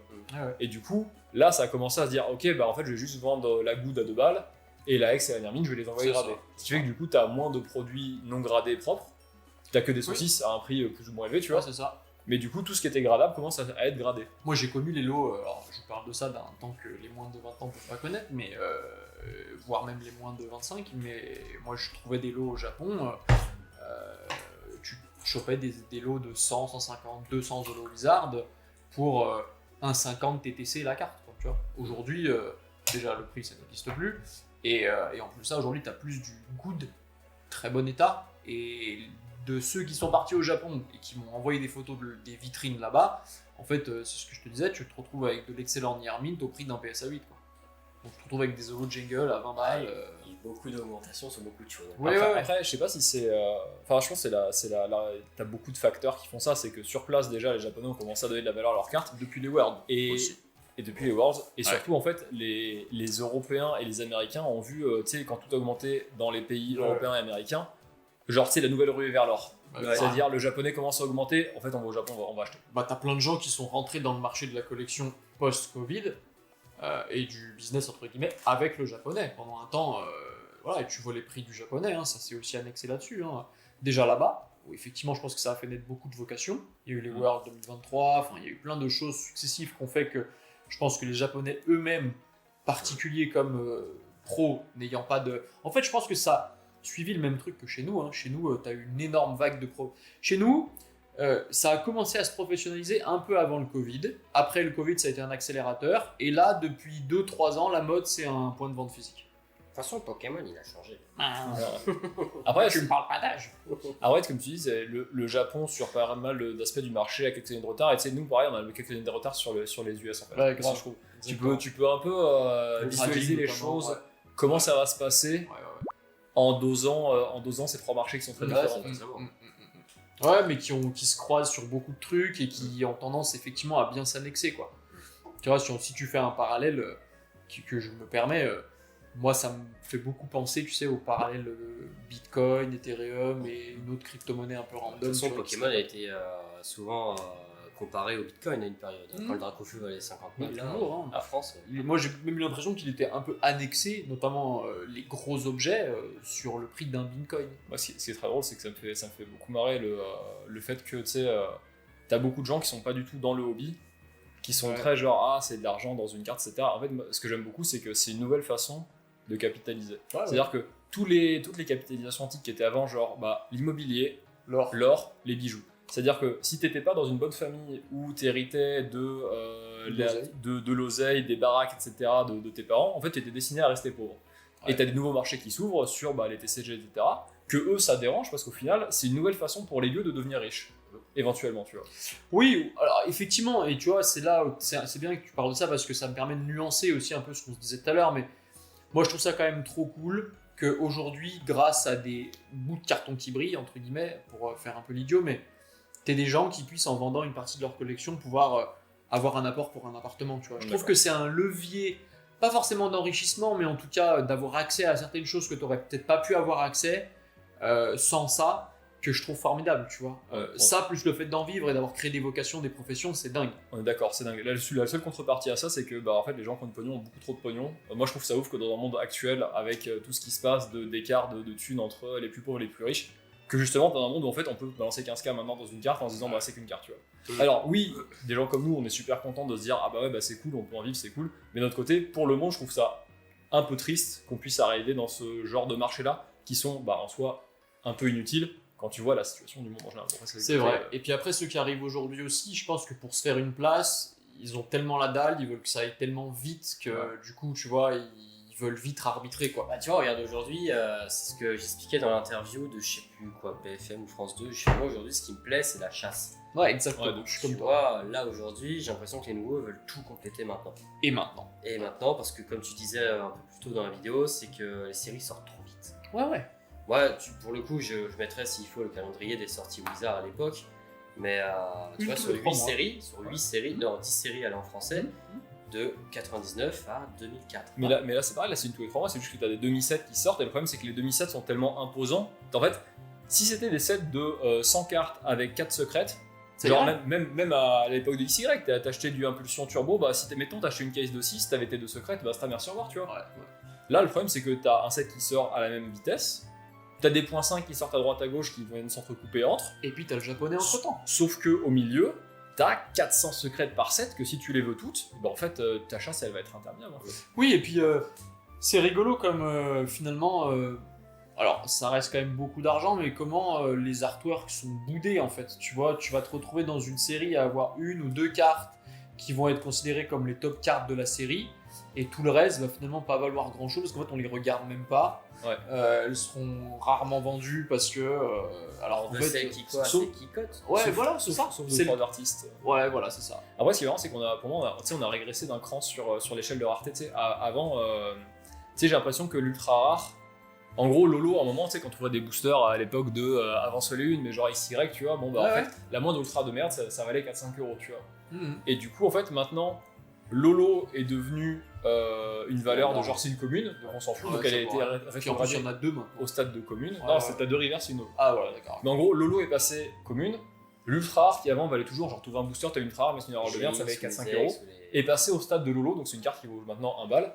La full art qui valait à l'époque genre une dizaine d'euros parce que c'était une full art est passée au stade de l'ultra rare standard, c'est-à-dire que ça vaut 3-5 €. En fait, le fait de mettre autant de cartes secrètes dans la série a fait que c'est tellement ouvert maintenant que chaque ultra rare a rétro-pédalé d'un cran, je trouve. Ah ouais, c'est vrai.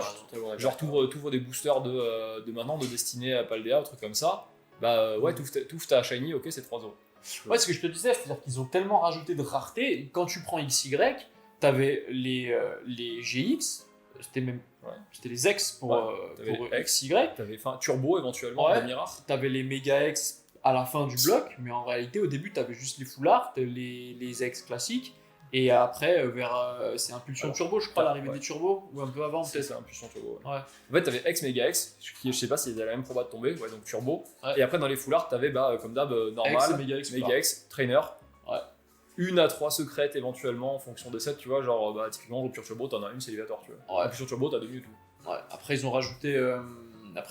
Les primos aussi, toutes ces raretés-là. Qui sont des secrètes, en fait, c'est juste des secrètes, les primos. Ouais, non, c'est vrai qu'il y a beaucoup de choses qui ont changé quand tu vois dans les nouvelles séries.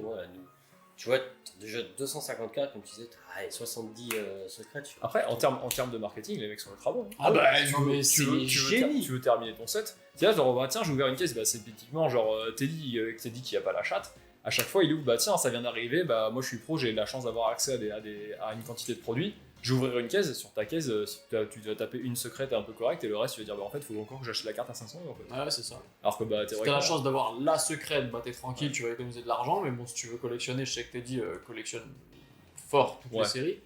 Ouais, pour le coup, effectivement, ça doit vraiment beaucoup te. Enfin, si tu cherches à les paquer, alors là, bon courage. Et si tu veux les acheter, c'est un gros budget. Quoi. Je me souviens à l'époque, il était venu me voir à l'époque de Gardien Ascendant. Donc déjà, c'est du coup le deuxième set de SL2 de Soleil et Lune. C'est le moment où ils avaient commencé à blinder en secrète. Il m'a dit franchement, Archiduc, j'arrive pas à la trouver. Genre, je la vendais et j'ai fini par lui lâcher un peu moins cher que l'afficher. Il me disait, en fait, j'ai ouvert une chier de boîte. Il y a genre, combien il y a de secrètes dans Gardien Ascendant? Je parlais, c'est trop. Beaucoup. Genre déjà une vingtaine, trentaine, je crois. Déjà, t'as, de Rainbow, tu dois en avoir genre une quinzaine. T'es genre. Une quinzaine de Rainbow, les gars. Même si c'est 10. Et déjà à l'époque, c'était dingue. C'était fou de se dire que il y avait autant de Rainbow. Ouais, t'es passé quand même de la fin de XY, c'est-à-dire que t'as XY12. Bon, je vais pas dire que t'as pas de secrète parce que t'as 4 cartes qui remplacent des communes, donc c'est pas vraiment des secrètes, tu vois. Ouais, mais c'était facile à compléter. XY11, t'avais Gardevoir et Volcanion. Ouais. XY10, t'avais Alakazam. Ouais. XY9, t'avais Laviator. Et XY8, t'avais 2 Mewtwo. Donc t'es passé de, au pire, 2 secrètes. Ça va être 10. Ouais, c'est ça. Ok. Je pense que le shift il est là, tu vois. Ouais. Je pense qu'on arrive un peu sur la fin de la vidéo, parce que sinon on pourra continuer encore des heures. Ouais, j'ai quand même une petite dernière question qui va mettre un petit peu de débat aussi. Qu'est-ce que vous attendez pour les 30 ans de Pokémon? La guerre dans les magasins. C'est ce que t'attends ou c'est ce que tu sais qui va se passer? C'est ce qui va se passer. Ouais, qu'est-ce que j'attends? C'est pas ça, mais pour les 30 ans de Pokémon, ça va être, tu sais, la vidéo où il y a une promotion sur le pot de Nutella, tu vois. Non, mais en termes de série ou alors de série de cartes, qu'est-ce que tu vois? On a eu Génération pour les 20 ans, Célébration pour les. Je vais te dire peut-être ce que j'attends pas. Ce que j'attends pas, c'est un vieux remake fumeux du set de base. Encore. Comme il y en a eu 1 milliard, entre Evolution, 25 ans, ça, le classique set, etc. La deuxième génération, j'ai envie que. Ouais, alors sans parler de génération, j'ai envie d'items un peu, tu vois, exclusifs. J'ai envie qu'on recentre un peu sur l'artwork. Et j'ai surtout envie, idéalement, que tous ceux qui ont envie de se procurer des items des 30 ans puissent le faire, tu vois. Après, c'est un peu utopique, j'y conviens bien, mais... après, tu sais, pour Célébration, ils avaient sorti genre des bundles, genre s'il te plaît, le bundle avec le classeur lancerien, où t'avais genre des boosters Célébration, un classeur, et des boosters de style de combat qu'ils avaient print ils savaient plus quoi en foutre, ils les ont foutu là. En fait, le produit donnait pas envie d'être acheté, tu vois. Je sais pas, voilà, je me dis, c'est peut-être 30 ans, quoi, je veux dire, c'est quasiment un peu près à notre âge, tu vois. Pour le mien. Ouais, je me dis, pour nous, on l'a même dépassé, tu vois, donc je sais pas. Franchement, je sais pas ce que j'attends, en tout cas, je sais ce que j'attends pas. Et le problème, c'est que je sais à quoi m'attendre, ça va être une ruée, ça va être une bagarre. Après, si c'est comme les autres moments un peu décisifs de Pokémon, les 25 ans, ça a été largement réédité. Largement, j'irais pas jusque-là. Célébration, non? Non, ça peut être largement. Non, 151, ouais. Il y a eu du restock, mais Célébration, c'était la guerre. Ouais, c'est la guerre aujourd'hui. Ouais, c'est toujours la guerre. Il y a des moments où il y a eu du stock qui ont été vidés tout de suite. Il y a eu un faible restock après, enfin faible. Pas suffisamment conséquent pour boucler la demande, et c'est tout en fait. Moi j'ai cet avantage de pas trop faire, enfin, faut pas dire même pas du tout, le récent. Je le fais un peu en japonais quand j'achète des lots, mais c'est pas forcément quelque chose. Donc je suis pas très au fait, là je me fie plus à ton expertise à toi, mais je suis pas très au fait, à part ce que je vois sur les réseaux et la bagarre qu'ont les gens de pouvoir se procurer ci ou se procurer ça, ce qui me désole d'ailleurs, mais voilà, je suis pas très au fait de ce qui se passe sur le marché français, la difficulté autre que ce que je connais, tu vois, donc voilà, et je suis pas un gros ouvreur de boosters, parce que voilà, je collectionne que certaines choses. Voilà, de Wizard jusqu'à Platine, voilà, mais je sais que c'est la merde, ouais. Et je pense que les 30 ans, il n'y a pas de raison que ce soit différent. Hein. Ça va être, oui, ça va être la Après, je pense qu'ils vont. C'est l'année prochaine, je crois. Ils vont Ouais, juste. c'est 2026, ouais. Ils vont juste régaler les gens, comment dire. Ils vont répondre aux attentes des gens. Là, les attentes des gens, c'est bon, bah, t'es un peu collectionneur, mais t'as beaucoup de spéculation, même si eux, ils veulent axer plus vers. Enfin, ils donnent le message qu'ils veulent axer plus sur les gens qui collectionnent vraiment. Les gens qui achètent pour spéculer, ils finissent par leur acheter leur produit quand même, tu vois. Même s'il y a des petits trucs qui sont mis en place, le produit sera quand même consommé. Donc, tu prends un truc où tu rebalances un Dracofeu parce que c'est Dracofeu, et bah, ça marchera toujours en fait. Mais c'est ce qui. Faut regarder La Voix du Maître. La Voix du Maître, c'est une édition de merde qui est tournée autour de Dracofeu, c'est la 2 secrète. L'édition est à chier. Mais quand c'est sorti, il y avait Dracofeu dedans, tout le monde s'est rué dessus. Alors qu'en fait, touche pas les Dracofeu, le set est dégueulasse. Ouais, Même les dessins sont dégueulasses. Et ouvert. Pour EV, ça a un peu déçu, parce qu'il y avait ce nouveau truc, à titre personnel, j'ai pas vraiment compris et auquel j'adhère pas, l'histoire de la Cristallisation. Terra cristallisation. Alors c'est la nouvelle méga évolution en fait. Hein. Ouais, ça. En fait, il faut aussi que ça parle aux enfants, c'est-à-dire que qu'est-ce que les enfants ils aiment bien? Bah tu mets un Pokémon, ensuite tu fais méga et plus gros. Voilà. Ensuite, ensuite on fait Gigamax. Bah, au final, c'est l'équivalent des espèces Delta au final. Oui, mais en fait, ça dénature le Pokémon, tu vois. Que tu fasses un Pokémon en plus gros, c'est une chose. Que tu fasses. Ouais, Alors, j'ai pas compris non plus. Mais tu sais, pour le coup, je vais vraiment être boomer. J'ai pas compris. Enfin, j'ai pas compris. Si, dans la théorie, force temporelle, machin, faille paradoxe, j'ai compris, mais. Enfin. Ils ont sabré Raikou, Suicune a été à peu près épargné, et Entei a aussi été à peu près épargné. Il est dégueulasse. Il a une grosse couronne, ça va, mais le Raikou, pardon, quel est le rapport avec une girafe préféré, tu vois. Le Raikou, c'est ton préféré? Ouais, je l'aime bien. Il est fou de Diplodocus. Moi je l'aurais appelé Raikou avec un tiret juste parce que je trouve ça trop beau. Mais... Ah, très bien. Moi, je l'avais. J'avais vu l'image, j'ai fait c'est une blague, il y a un mec qui a dit ah c'est Raikou et j'ai fait c'est des génies, c'est une blague, ça va jamais sortir. Ensuite j'ai vu la carte en vrai, j'ai fait ok c'est pas drôle parce que la carte est sortie, mais c'est moins drôle parce que la carte s'appelle pas Raikou. Mais non, par rapport à ça, je pense qu'on a un peu perdu l'âme d'enfant aussi de se dire, bah tu sais, quand t'es gamin, genre au magasin pour lequel je bossais régulièrement, ce qu'on te demande en plus, les gamins, ils arrivent, ils disent, je veux des Terra Crystal. Parce que bah c'est plus stylé. 2 millions de PV. Voilà, t'as les histoires de PV, mais t'as aussi le fait que c'est différent et c'est un type de carte comme nous, bah quand t'es gamin, t'es là, genre bah pour le Block-X, bah tiens, genre espèce Delta, vrai. Genre bah en ce moment les gens préfèrent les espèces Delta, bah c'est le même Pokémon, c'est juste qu'il y a une autre couleur, bah c'est pareil. Vrai, t'as raison, là pour le coup, c'est vraiment un discours de boomer, je le reconnais. Faut vraiment comprendre aussi que du coup ça s'axe aussi, c'est aussi un produit pour les enfants et ça qu'on a tendance à oublier. C'est vrai, on est peut-être moins la cible aujourd'hui. Ce qu'on disait tout à l'heure, boomer. Relève. Ouais, mais t'as raison, je pense qu'on est peut-être un peu moins la cible de ce qui sort récemment. Mais peut-être que c'est l'heure de laisser le produit aux enfants aussi. On prend la retraite? Non mais genre ce qui sort maintenant, en fait, c'est peut-être le temps d'accepter. C'est peut-être ça le grand problème de notre marché, effectivement, c'est qu'à la base, c'est censé être un truc pour enfants, et qu'en fait, c'est des adultes qui saignent ce qui se passe et qui le revendent derrière. 3 ans et plus, hein, son booster. Il n'y a pas écrit ça, c'est des raisons d'égalité sur tout ce qui est étouffant, etc. Mais oui, je pense que. Après, ils ont très bien compris qu'il y avait un marché là, ils essaient de marcher un peu sur les deux.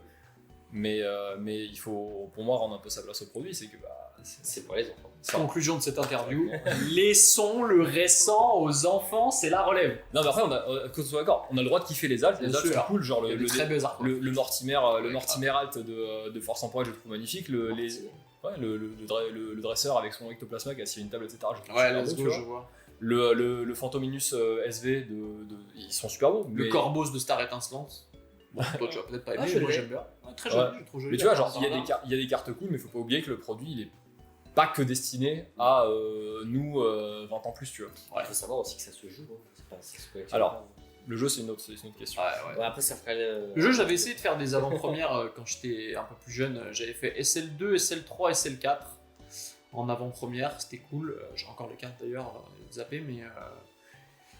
Je trouve que c'est compliqué de jouer à Pokémon quand t'as joué à Magic avant. Et moi Yu-Gi-Oh! Ouais, voilà. Yu-Gi-Oh! C'est très différent parce que les modes de jeu sont vraiment très très très très différents. Ouais. Par contre, pour moi, c'est vraiment un dérivé sous Magic. C'est sur un no offense, hein, tu vois, mais c'est vraiment un truc où vu que t'as pas d'interaction pendant le tour adverse, tu coupes un peu cette partie-là. C'est beaucoup de setup, mais pendant que le mec fait son tour, tu vas pioncer. Et moi, j'aime beaucoup dans Magic l'aspect que tu puisses répondre aussi à l'adversaire pendant son tour, de manière à garder plus cet aspect poker en fait. Comme dans Yu-Gi-Oh! Sur la carte magique ou machin, ouais. Défense. Ouais, exactement. Bon, je pense qu'on a fait un bon tour quand même. Je pense que la vidéo va être très longue. Il y a plein de choses. Hein. N'hésitez pas à faire un petit retour dans les commentaires. Courage pour le montage. Courage pour le montage, ouais.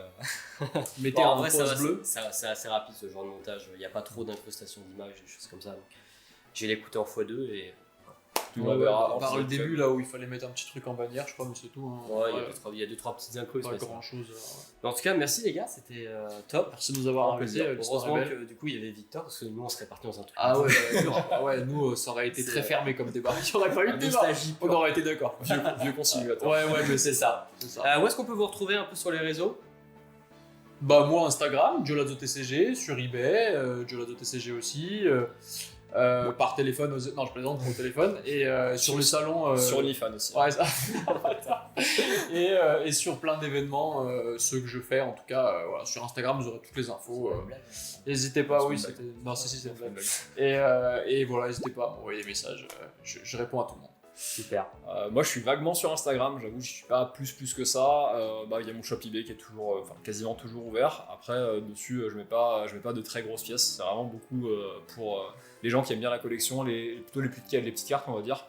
Et tout ce qui est vraiment grosse carte, je m'en sépare vraiment très rarement, et quand je m'en sépare je fais un post Insta, mais sinon je suis pas très présent sur les réseaux, j'ai pas trop de temps malheureusement. De toute façon, tout va être en description, vous allez pouvoir retrouver tous les liens par rapport à leur eBay et leur Insta. J'ai rien d'autre à dire parce que sinon on va repartir dans 1 heure. Merci à toi en tout cas de nous avoir invités. Merci, c'est cool. J'espère que la vidéo était intéressante. Ouais. Et puis n'hésitez pas à faire un petit retour dans les commentaires, savoir si ça vous a plu. N'hésitez pas à suivre ces formidables petites personnes qu'on suit. Et Mathieu aussi, bien entendu. Depuis déjà, ça va presque faire 10 ans. 10 ans, plus, presque un peu plus. Une bonne dizaine d'années tapées. Ouais. C'est beau. Voilà. Les vieux. Allez, n'hésitez pas à vous abonner. Et puis moi je vous dis à très bientôt lors de conventions, nouvelles vidéos. C'était Matt. Ciao.